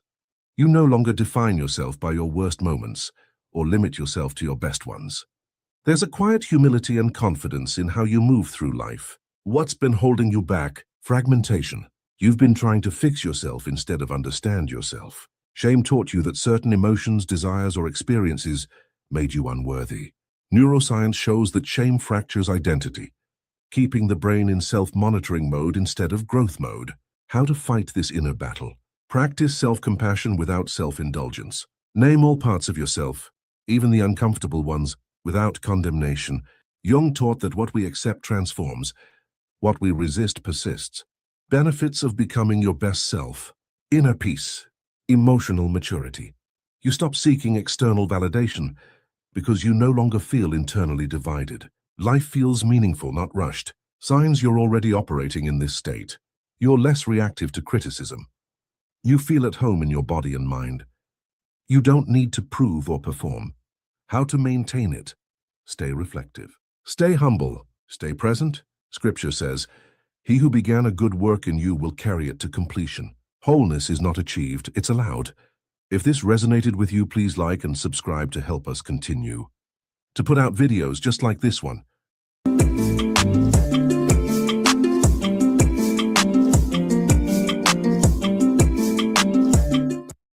This space is inspired by Carl Jung's psychology and the idea that every choice we make is a reflection of the soul. Here, we don't predict the future or tell you who you're supposed to be. Instead, we explore how symbols speak to the subconscious, revealing insight, awareness, and truth already within you. The shoes you're drawn to isn't random. It reflects what your inner world is ready to understand, heal, or awaken. Take a breath. Trust what stands out to you, and allow this reflection to meet you exactly where you are. Each pair of shoes represents the hidden truth that already exists within you, and the message you'll hear is meant to bring awareness to what your soul is ready to unlock right now. There's no right or wrong choice. Trust the one that stands out to you first. Your choice is a reflection, and sometimes reflection is exactly what we need to grow. Now take a second and I'll give you some time to choose. Choice 1. The path of grounding and integration. If you chose pair 1, your soul is asking one question: can I move forward without abandoning myself? This path reveals a season of integration, where growth is not about acceleration, but alignment. Are you headed in the right direction? Yes, but only if you stop rushing your own nervous system. Behavioral neuroscience shows that sustainable change happens when the brain feels safe, regulated, and consistent, not pressured. When people override rest in pursuit of progress, the amygdala stays activated, leading to burnout, indecision, and emotional regression. Your soul recognizes this. Carl Jung called this stage individuation, through the ordinary, learning to bring unconscious wisdom into daily life. The psyche matures not through dramatic transformation, but through repeated, honest choices. Biblical wisdom echoes this. Let us run with perseverance the race marked out for us. Hebrews 12:1. Not someone else's race, yours. The direction you should be heading. Toward consistency over intensity. Toward habits that honor your body, emotions, and spirit equally. Signs you're already on the right path. You feel less reactive. You're choosing peace over proving. Your intuition feels quieter, but clearer. You're no longer forcing clarity. It's arriving naturally. If you feel stuck, you may be mistaking stillness for failure. This phase is where foundations are laid. Divine insight. God often slows us down not to delay us, but to protect what's coming next. If this resonated with you, please like and subscribe to help us continue to put out videos just like this one. Choice 2. The path of self-expression and worth. If you chose pair 2, the soul is revealing a battle between visibility and self-worth. Are you headed in the right direction? Only if your confidence is rooted, not performed. Neuroscience shows that when validation comes externally, dopamine spikes briefly, then crashes. But when worth is internally anchored, serotonin stabilizes mood, confidence, and resilience. Your psyche knows the difference, even if your habits don't yet. Carl Jung associated this archetype with the persona, the mask we present to the world. The work here isn't removing the mask, it's making sure it reflects truth, not insecurity. Biblical alignment. You are fearfully and wonderfully made. Psalm 139:14. Worth is inherent, not earned. The direction you should be heading. Toward authentic expression without self-abandonment. Signs you're already on this path. You no longer explain yourself excessively. Compliments feel affirming, not necessary. You choose environments that respect you. You're visible, without feeling exposed. What blocks this path? Confusing admiration with connection, performing strength instead of embodying it, divine wisdom. When God elevates you, it's not for applause, it's for stewardship. If this resonated with you, please like and subscribe to help us continue to put out videos just like this one. Choice 3. The path of discipline and purpose. If you chose pair 3, your soul is engaged in a character-building season. Are you headed in the right direction? Yes, but it requires endurance, not shortcuts. Neuroscience confirms that resilience rewires the brain. Repeated exposure to challenge with meaning strengthens prefrontal control, emotional regulation, and long-term clarity. Jung viewed this as shadow integration, facing discomfort rather than bypassing it. This path forges identity. Biblical truth. Suffering produces perseverance, perseverance, character. Romans 5:3-4. The direction you should be heading. Toward purpose-driven effort, not emotional avoidance. Signs you're succeeding. You finish what you start. You tolerate discomfort without panic. You no longer romanticize struggle. Your confidence is quiet, but solid. What derails this path? Seeking ease before mastery, avoiding responsibility disguised as self-care. Divine insight. God trains warriors before he entrusts authority. If this resonated with you, please like and subscribe to help us continue to put out videos just like this one. Choice 4. The path of authority and legacy. If you chose pair 4, your soul is stepping into self-governance.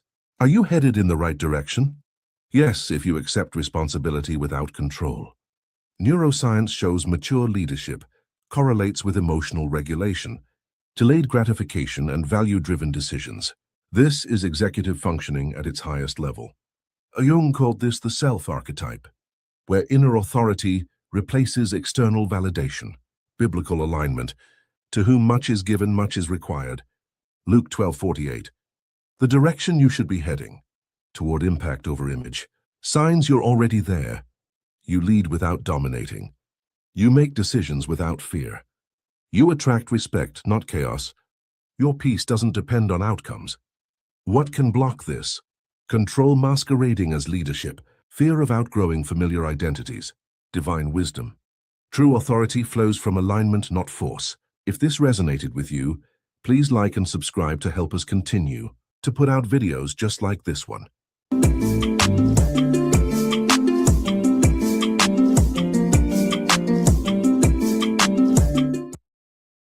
Welcome to Soul Reflections. This space is inspired by Carl Jung's psychology and the idea that every choice we make is a reflection of the soul. Here we don't predict the future or tell you who you're supposed to be. Instead, we explore how symbols speak to the subconscious, revealing insight, awareness, and truth already within you. The teddy bear you're drawn to isn't random. It reflects what your inner world is ready to understand, heal, or awaken. Take a breath, trust what stands out to you, and allow this reflection to meet you exactly where you are. Each teddy bear represents the hidden truth that already exists within you, and the message you'll hear is meant to bring awareness to what your soul is ready to unlock right now. There's no right or wrong choice. Trust the one that stands out. To you first, your choice is a reflection. And sometimes, reflection is exactly what we need to grow. Now take a second and I'll give you some time to choose. Bear 1, what you're looking for is safety. If you chose this bear, what your soul is searching for right now is emotional safety. Not comfort, not escape, but a felt sense of being secure within yourself. From a behavioral neuroscience perspective, this reflects a nervous system that has been living in survival mode. When the brain experiences prolonged stress, uncertainty, or emotional unpredictability, the amygdala stays activated. Your subconscious choice reveals a desire to downshift from hypervigilance into regulation. Carl Jung taught that the psyche seeks balance. When safety has been missing externally, the soul begins seeking it internally. This bear symbolizes the self. Archetypes call for containment, a stable inner structure where emotions can exist without overwhelm. Biblically, this aligns with "Be still and know that I am God," Psalm 46:10. Stillness is not passive, it is the return to trust. Safety restores the ability to be still without fear. Why this makes you feel whole? Safety allows integration.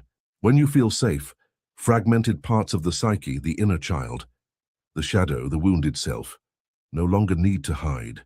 Wholeness occurs when nothing inside you feels threatened. How to obtain it?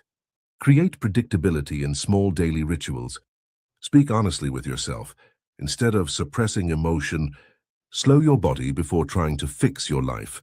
Anchor yourself in truth rather than outcomes. Signs you're already moving this way. You no longer react immediately. You pause before responding. You feel less urgency to prove or explain. Your body feels heavier, grounded. How to maintain it? Safety is preserved through boundaries, not control. Continue choosing environments and thoughts that calm your nervous system. Wholeness begins when safety becomes your baseline. If this resonated with you, please like and subscribe to help us continue to put out videos just like this one. Bear 2, what you're looking for. is love without performance. If this bear stood out to you, your soul is looking for love that does not require earning. Neuroscience shows that conditional affection wires the brain to associate worth with effort. Over time, dopamine becomes linked to approval instead of authenticity.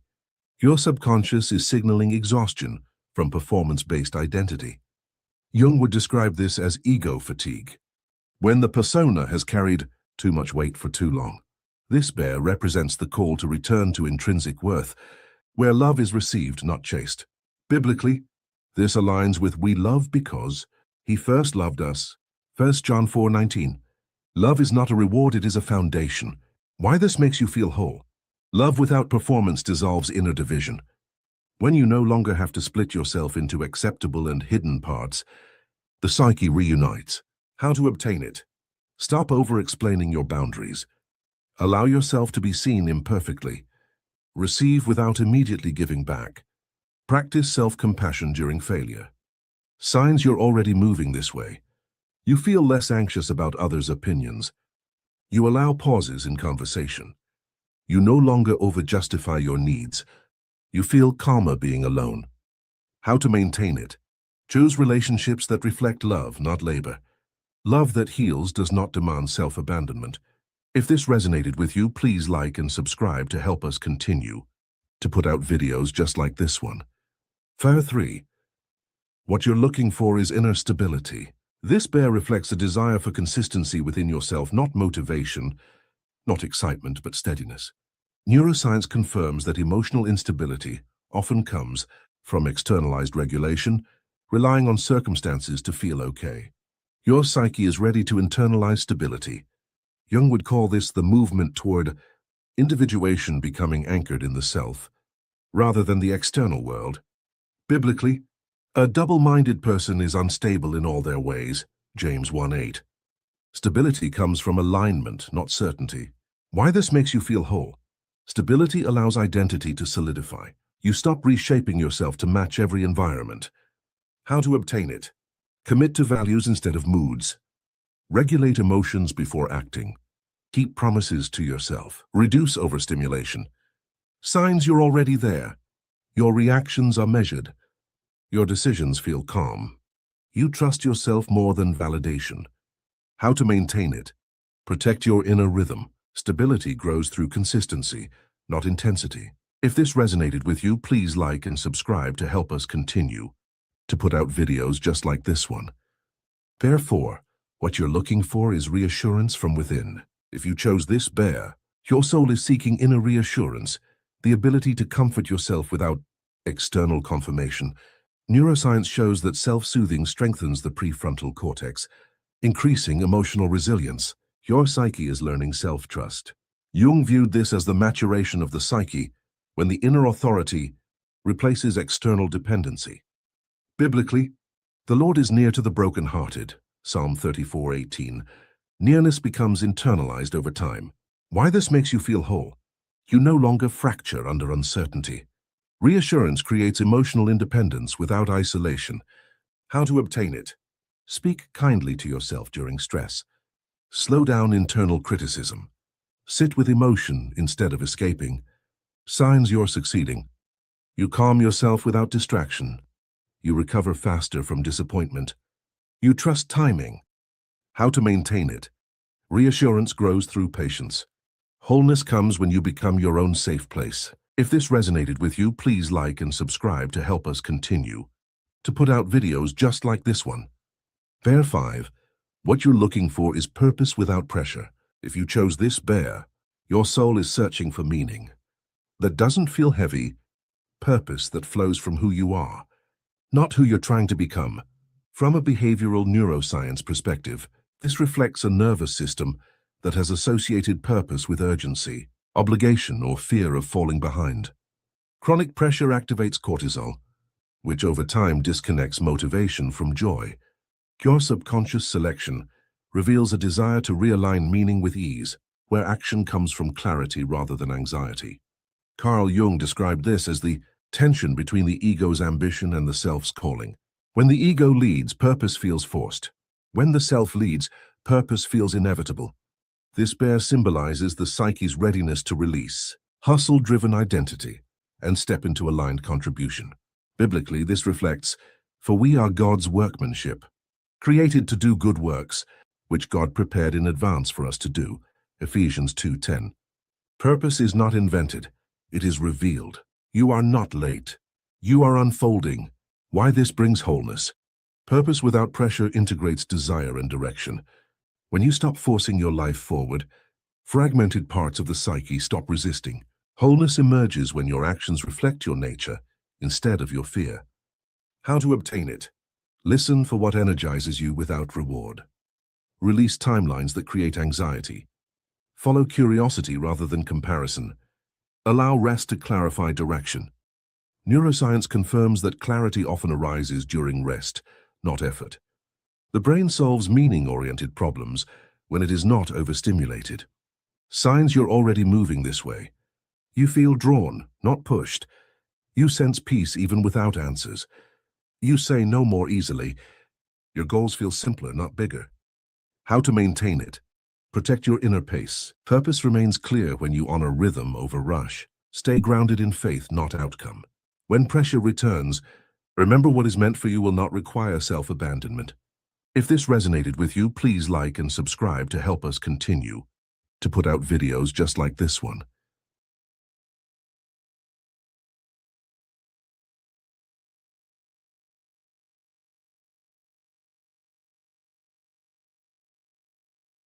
Welcome to Soul Reflections. In this message, you're going to choose one bouquet of flowers, and that choice will reveal what your current energy says about you. This is not about prediction, it's about reflection. Carl Jung taught that what we are drawn to is never random. Our subconscious is always communicating through symbols, images, and emotional reactions, even when we don't realize it. Each bouquet represents a different emotional pattern and nervous system state. What catches your attention? First is not your mind choosing, it's your inner world responding. So take a slow breath. Relax your shoulders. Don't analyze. Simply notice which bouquet pulls you in. There is no right or wrong choice. There is only the one that mirrors what is active inside you right now. Once you've chosen, stay to hear your message and see what your energy is ready to understand, heal, and step into next. Bouquet 1, the healer's energy, white roses. You are drawn to this because your nervous system is tired of chaos. Not bored, not numb. Tired. Your inner world is seeking safety, stillness, and emotional rest. You've spent so long being strong, stable, and emotionally together. For others, that your body has learned to live in quiet. Alertness, what neuroscience calls functional freeze. You function, you perform, but you are always holding yourself. This bouquet reflects your unconscious desire to soften. Jung taught that what we admire in the outer world is often what our inner world is ready to reclaim. You are reclaiming peace. You are learning that you don't have to earn love through endurance. Your hidden power is emotional gravity. People feel safe with you because your presence regulates their nervous system. That is rare. That is strength. But here is the shadow. You attract people who want your calm and not your depth. People who rest in you but do not rise with you. The work now is to choose reciprocity over peacekeeping. Peace should not cost you your truth. You are not here to hold the world together. You are here to live. If this resonated with you, please like and subscribe to help us continue to put out videos just like this one. Bouquet 2, the catalyst's energy, wildflowers. You chose this because your soul is restless. You crave motion, meaning, and emotional expansion. Your nervous system is wired for novelty, not because you are unstable, but because growth is your natural state. You learn through experience, contrast, and risk. Jung would say you are in the phase of individuation, the part of life where the soul breaks old identities to discover what is real. Your hidden power is activation. You wake people up. You make them question who they are. You disrupt stagnation. But here is the shadow. You unconsciously attract people who want to be changed, not people who want to grow with you. They admire your fire. They feed on your vision, but they often lack direction of their own. Your nervous system is not meant to chase chaos. It is meant to create momentum with purpose. You are not here to save lost souls. You are here to build something alive. If this resonated with you, please like and subscribe to help us continue to put out videos just like this one. Bouquet 3, the intensity energy, red roses. You chose this because your emotional world runs deep. You feel things fully. You love fiercely. You commit completely. Your nervous system is wired for attachment. Intensity, a biological and emotional state, where connection feels like oxygen. When you bond with your whole being. Jung would say your shadow is the fear of abandonment, and your soul is learning self-sovereignty. Your hidden power is emotional depth. You can love in ways that transform people, but here is the shadow. You attract people who need to be healed, rescued, or emotionally carried. You mistake intensity for intimacy. You confuse passion with safety. You are not here to burn yourself to keep others warm. You are here to be chosen without sacrifice. Love should feel powerful, not painful. If this resonated with you, please like and subscribe to help us continue to put out videos just like this one. Bouquet 4, the grace energy, pink roses. You chose this because your soul is awakening to softness. You are learning that gentleness is not weakness, it is emotional maturity. Your nervous system is shifting from survival into secure receptivity. You no longer want drama. You want presence. Jung would say you are integrating your feminine psyche, the part that knows how to receive without guilt. Your hidden power is magnetism without effort. People feel seen around you. They feel chosen. But here is the shadow. You attract people who want your warmth but do not protect it. You give beauty. They take comfort. But they do not always offer stability. Your softness deserves strength.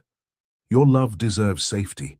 You are not here to be convenient. You are here to be cherished. If this resonated with you, please like and subscribe to help us continue to put out videos just like this one.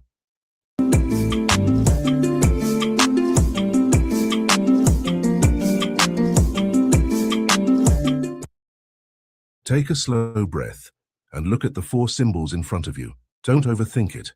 Just notice which one pulls your attention first.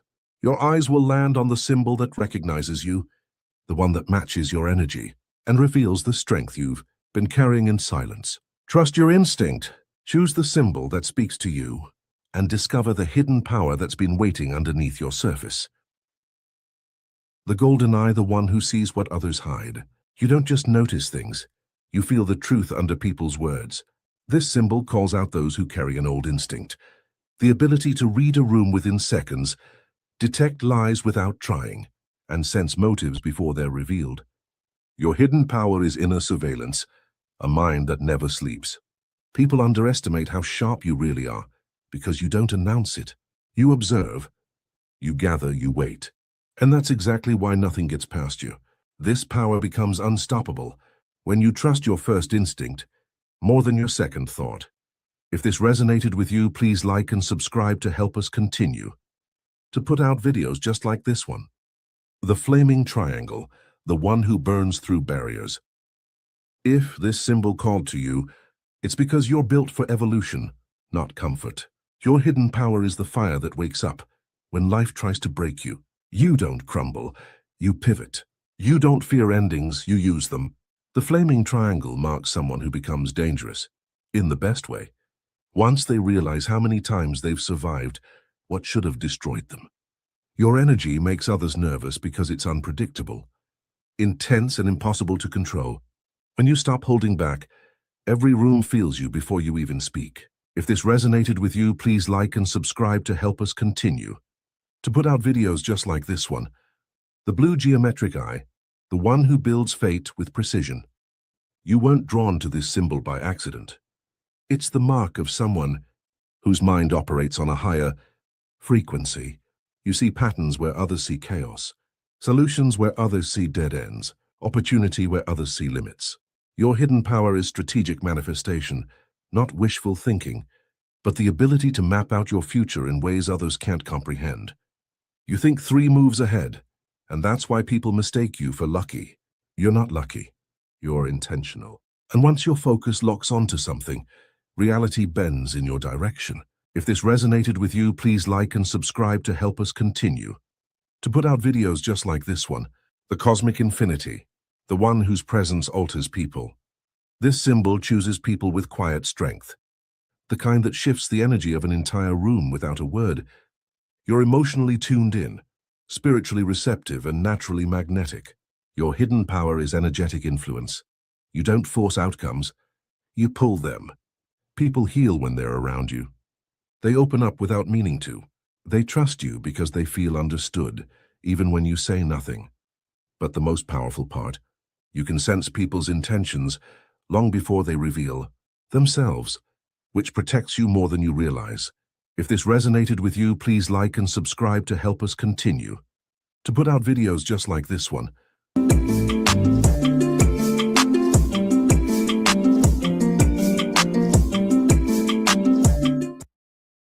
Welcome to Soul Reflections. This space is inspired by Carl Jung's psychology and the idea that every choice we make is a reflection of the soul. Here we don't predict the future or tell you who you're supposed to be. Instead, we explore how symbols speak to the subconscious, revealing insight, awareness and truth already within you. The wolf you're drawn to isn't random. It reflects what your inner world is ready to understand, heal, or awaken. Take a breath, trust what stands out to you, and allow this reflection to meet you exactly where you are. Each wolf represents the hidden truth that already exists within you, and the message you'll hear is meant to bring awareness to what your soul is ready to unlock right now. There's no right or wrong choice, trust the one that stands out. To you first, your choice is a reflection. And sometimes, reflection is exactly what we need to grow. You can learn something from each of you, cannot choose just one. Now take a second and I'll give you some time to choose. Row 1, the firewolf, the one born with relentless willpower. There's a reason you felt pulled toward the firewolf. People like you don't just survive difficult chapters, you absorb them, reshape them and turn them into fuel. Your life has never been simple, and deep down you know this. You've always been the one who had to grow up faster, endure more and figure things out alone. You carry an inner flame that can't be extinguished, even when you've tried to put it out yourself. Your hidden identity is the unbreakable force, the person others underestimate until they suddenly realize you're 10 steps ahead. You read people with a quiet intensity. You notice who's lying, who's insecure, who's pretending. You've spent your whole life picking up patterns, learning how people think, what they fear, what drives them. You don't use this awareness to manipulate, but you could, easily, and that's what makes you powerful. You understand psychology instinctively. The firewolf symbolizes a soul who carries dangerous resilience. The more pressure you're under, the sharper you become. You're the kind of person who can fall apart at 3 a.m. and still show up the next morning looking composed and unreadable. People never see the battle inside you because you don't allow them to. You don't rely on others. You rely on strategy, instinct, and grit. You attract jealousy because your strength is intimidating. You attract admiration because your presence is magnetic. You attract loyalty because you don't break your word. But your greatest gift? You rise every single time. That were not the same, but stronger, colder, wiser. Your wolf reveals that you aren't meant for an average life. You're meant for mastery, transformation, and leadership. Even if you don't call it leadership. Even if you don't realize you're already doing it. If this resonated with you, please like and subscribe to help us continue to put out videos just like this one. Row 2, the ice wolf, the one with silent power. Choosing the ice wolf means you are someone who holds stillness that unsettles the wrong people and comforts the right ones. You don't react quickly. You don't explode. You don't fall into emotional traps. Your power is subtle, precise, and unnervingly calm. People mistake your gentleness for softness, but you hold a cold edge beneath the surface, a boundary that cannot be crossed without consequence. You don't raise your voice. You withdraw your energy. And that is far more terrifying. You think deeply, observe quietly, and act only when it matters. Your mind is clear, analytical, and naturally tuned to find truth beneath noise. You see angles, motives, and emotional undercurrents others are blind to. While others chase attention, you conserve your strength. While others rush, you calculate. You don't need validation because your identity doesn't depend on external approval. The ice wolf represents someone who feels everything, yet exposes nothing. People often project onto you because you're a blank canvas. Calm, beautiful, mysterious. But the truth is, you simply don't waste your inner world on anyone who hasn't earned access to it. Your hidden power is emotional precision. You don't get fooled by charm. You don't fall for manipulation. You don't engage in chaos. When your patience runs out, you disappear silently, cleanly, permanently. And here's what others don't realize. You forgive because it frees you. Not because people deserve it. You detach because you see the truth, not because you're cold. You stay quiet because you understand more than you say. Your wolf reveals a soul that is hard to shake, hard to read, and impossible to replace. You are the calm that follows storms, and the storm that rises when silence breaks. If this resonated with you, please like and subscribe to help us continue to put out videos just like this one. Row 3, the shadow wolf, the one with depth others can't handle. Choosing the shadow wolf means you are someone who moves through life with a depth most people don't possess or even understand. You see darkness not as something to fear, but as something to study, navigate, and transform. You've been through situations that forced you to understand human behavior in ways others never had to. Your hidden identity is the deep soul, intuitive, intense, and profoundly aware. You recognize emotional patterns instantly. You sense lies the moment they're spoken. You know when someone's energy shifts. Nothing goes unnoticed. People often try to figure you out and fail. You carry mystery the way others carry moods, naturally, effortlessly. You're unreadable because you've learned to protect yourself. Your silence isn't emptiness, it's strategy. The shadow wolf symbolizes a person who has walked through fire. Internally would be heartbreak, betrayal, disappointment, abandonment, and emerged sharper, wiser, and emotionally self-sufficient. You've already survived the things that would destroy most people. That gives you an advantage others don't have. You know your darkness, so it can't control you. You're magnetic in a way that's hard to explain. People feel drawn to you even when they can't articulate why. You feel familiar to hurt people and intimidating to superficial people. You attract deep conversations, intense bonds, psychic-level connections, and also envy, obsession, and projection. But your greatest strength? You transform pain into purpose, shadow into wisdom, instinct into guidance. Your wolf reveals that you're meant for a path that requires bravery, emotional intelligence, and the ability to see truth, even when it's uncomfortable. You don't fear the shadows, you walk with them. If this resonated with you, please like and subscribe to help us continue to put out videos just like this one. Row 4, the celestial wolf, the one whose energy shifts reality. The celestial wolf represents people with rare intuition, heightened sensitivity, and powerful inner light. If you chose this wolf, you are someone whose presence affects rooms, moods, and outcomes without saying a word. Your energy speaks before your mouth does. You're highly intuitive, not in a trendy, surface-level way, but in a deep, almost supernatural sense. You pick up on emotions, motives, and vibrations instantly. You feel the undercurrents in every situation. You sense what's coming before it arrives. Your hidden identity is the frequency shifter. People are drawn to you because you make them feel understood, safe or awakened, sometimes all at once. You bring healing without trying, comfort without effort, clarity just by existing. But that doesn't mean you're naive. You've seen enough, felt enough, lost enough to be wise beyond your years. The celestial wolf symbolizes someone who has a strong internal moral compass, not because of rules, but because of alignment. You can feel when something is wrong. You can sense when a person's energy is dangerous. You know when to walk away long before you explain why. Your greatest strength is energetic influence. You don't manipulate. The universe just seems to shift a little when you move. Opportunities open for you. People reveal themselves around you. Truth rises to the surface when you're near. But you also carry a hidden shadow. You absorb too much. You feel too deeply. You take on emotions that aren't yours. When you learn to separate your energy from others, your power becomes unstoppable. Your wolf reveals a soul meant for impact, intuition, and connection. Someone who changes the world not by force but by frequency. If this resonated with you, please like and subscribe to help us continue to put out videos just like this one.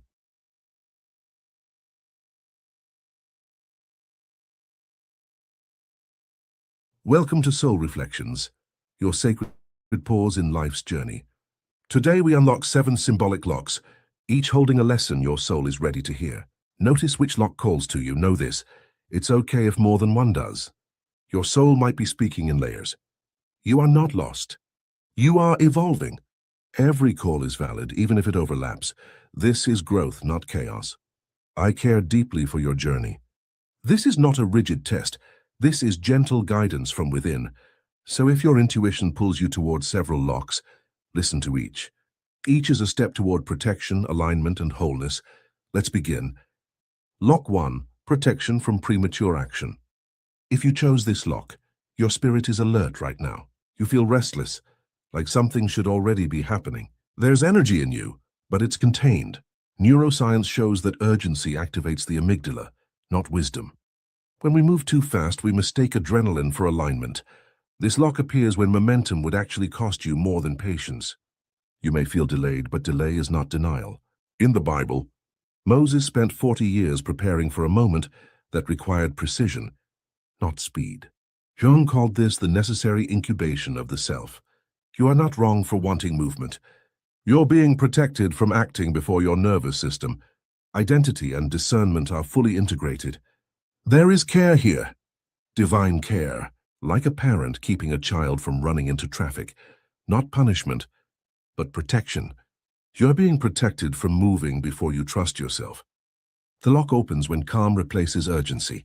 The sign you're aligned, peace without needing proof. If this resonated with you, please like and subscribe to help us continue to put out videos just like this one. Lock 2, protection from repeating a familiar pattern. This lock activates recognition. Something about it feels familiar, almost too familiar. Behavioral neuroscience shows the brain prefers predictability over happiness. That's why people return to relationships, jobs, and cycles that feel known, even when they hurt. Jung warned that what is unconscious will repeat until made conscious. This lock appears when your soul says, "Not again." You're not stuck, you're aware. Awareness is the moment protection begins. You are deeply supported here. God often blocks doors not because we're unworthy, but because we're ready for something different. You're being protected from choosing familiarity over growth. The lock opens when you pause instead of reacting. The sign you're healing? You feel bored by what once hooked you. If this resonated with you, please like and subscribe to help us continue to put out videos just like this one. Lock 3, protection from emotional exhaustion.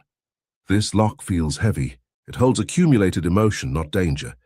Neuroscience confirms chronic emotional output without recovery leads to burnout, dissociation, and loss of clarity. Biblically, even Elijah collapsed after overgiving. God didn't correct him. He fed him and let him rest. You are not weak.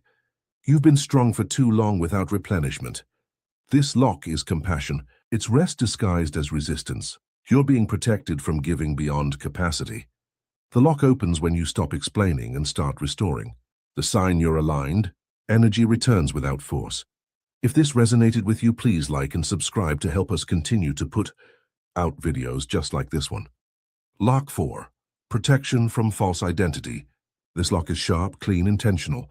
Jung called the false self the persona, the mask shaped by approval, survival, and adaptation. The Bible echoes this. When I was a child, I thought as a child. Growth requires shedding old identities. You didn't fake who you were, you adapted to survive. You are loved beyond performance, roles, and labels. You're being protected from becoming successful at something that isn't you. The lock opens when authenticity feels safer than approval. If this resonated with you, please like and subscribe to help us continue to put out videos just like this one. Lock 5, protection from misaligned relationships. This lock holds emotional gravity. Attachment science shows we bond not to love, but to nervous system familiarity. The Bible warns against being unequally yoked, not morally, but energetically. You didn't imagine the discomfort. Your body knew before your mind did. This protection is gentle but firm. You're being protected from connection that costs your self-respect. The lock opens when peace matters more than chemistry. If this resonated with you, please like and subscribe to help us continue to put out videos just like this one. Lock 6, protection from self-betrayal. This lock feels personal. Neuroscience shows repeated self-override weakens intuition. Jung taught that integrity restores psychic energy. You didn't lose intuition. You ignored it to survive. Grace meets you here, not judgment. You're being protected from abandoning yourself again. The lock opens when your no feels sacred. If this resonated with you, please like and subscribe to help us continue to put out videos just like this one. Lock 7. Protection from spiritual confusion. This lock feels quiet, not dramatic. Too much information fragments clarity. Biblical wisdom says discernment grows in stillness. You're not lost, you're overloaded. Truth meets you gently. You're being protected from noise masquerading as guidance. The lock opens when simplicity feels powerful. If this resonated with you, please like and subscribe to help us continue to put out videos just like this one.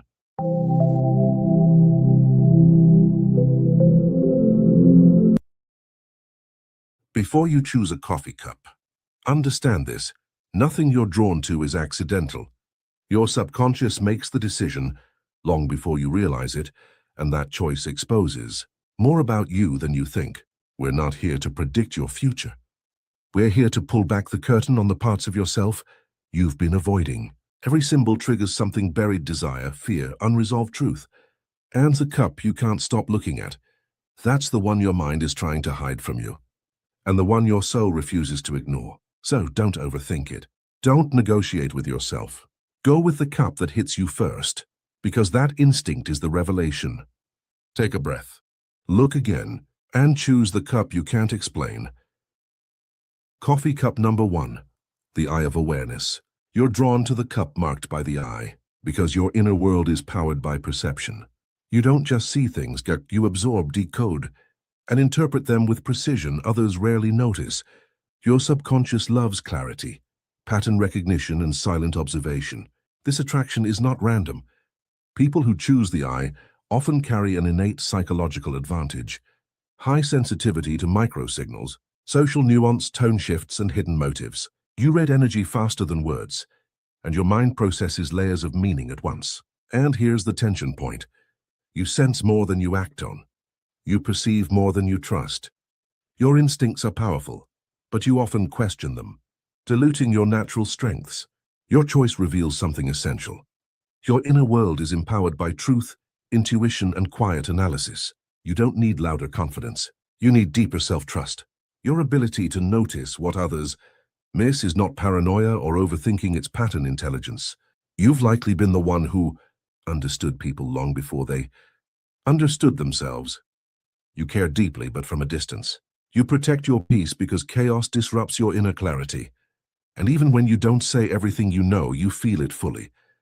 Your life shifts dramatically when you accept this fact. Your intuition is your power, not your burden. Once you stop apologizing for being too aware, your relationships stabilize, your boundaries sharpen, and your purpose becomes unmistakably clear. Your soul is empowered when you honor the truth you already see. If this resonated with you, please like, share with a friend who this might help, and subscribe to our YouTube to help us continue to put out videos just like this one. Coffee cup number 2, the flame of drive. Choosing the flame means your inner world is fueled by momentum, desire, and inner fire. You thrive on movement, not chaos, but progression. You feel alive when you're building, improving, or transforming. This pull toward fire reveals a core psychological engine: intrinsic motivation. Your drive doesn't rely on praise. You ignite from within. When something matters to you, your focus becomes razor-sharp and nearly unshakable. But here's your inner tension. Your fire is intense, and when unchanneled, it can burn you before it warms you. You oscillate between bursts of energy and sudden exhaustion, because you often demand more from yourself than you give back. Your choice validates something powerful. You are someone who is meant to take action. Your mind is wired for pursuit, achievement, and transformation. You're not lazy, you're selective. Your energy surges only for what aligns with your deeper purpose.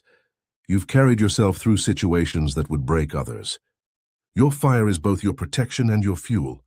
Even when you feel drained, there's a spark in you that never fully goes out, a resilience. People underestimate until they watch you rise. Your life changes when you honor this rule. Direct your fire, don't suppress it. You transform when you stop giving energy to distractions and aim your drive toward what elevates you. Your soul grows stronger through disciplined passion, not self-sacrifice. Your inner world is empowered by ignition, by the decision to start and the discipline to continue. If this resonated with you, please like, share with a friend who this might help, And subscribe to our YouTube to help us continue to put out videos just like this one. Coffee cup number 3, the star of meaning. If you chose the star, your inner world is powered by purpose, connection, and inner alignment. You need your life to mean something, not just function. You're not driven by attention, you're driven by significance. You gravitate toward experiences that help you grow emotionally, intellectually, and spiritually. You learn quickly, reflect deeply, and connect authentically. Your inner conflict is subtle but constant. You often feel the gap between who you are now and who you sense you're becoming. You're not lost, you're evolving. But the in-between stage can feel like pressure, confusion, or restlessness. Your choice confirms that your empowerment comes from alignment, not approval. When your actions reflect your values, your confidence strengthens. When they don't, your entire inner world feels unstable. You're not too sensitive. You're attuned to meaning. You care deeply, not in a naive way, but in a connected way. You love with intention. You think before you act. You reflect before you react. You see the potential in people and situations long before others recognize it. Here is your pivotal insight. Your soul thrives when your choices match your values. When you stop betraying your own alignment just to maintain peace, your clarity skyrockets, your relationships stabilize, your self-respect multiplies. Your inner world is empowered by purpose, by choosing meaning over noise. If this resonated with you, please like, share with a friend who this might help, and subscribe to our YouTube to help us continue to put out videos just like this one. Coffee cup number 4, the infinity of possibility. Choosing infinity reveals that your inner world is powered by adaptability, imagination, and boundless potential. You think in possibilities, not limits. Your subconscious is wired for expansion. You don't just see what is, you see what could be. You're innovative, forward-thinking, and often ahead of your environment. But your inner conflict is this: your mind runs faster than your reality. Your ideas outpace your environment. You often feel misunderstood. Because most people operate within boundaries you naturally exceed. Your choice confirms an essential truth. You are empowered by freedom. You need space to think, to create, to reinvent, to grow. Routine suffocates you. Stagnation drains you. You're not inconsistent, you're evolving. Your spirit is compassionate yet expansive. You care deeply, but you refuse to be confined. You've outgrown people, identities, and environments many times, not out of ego, but out of necessity. Your transformation begins when you accept this. Your potential isn't a threat, it's your calling.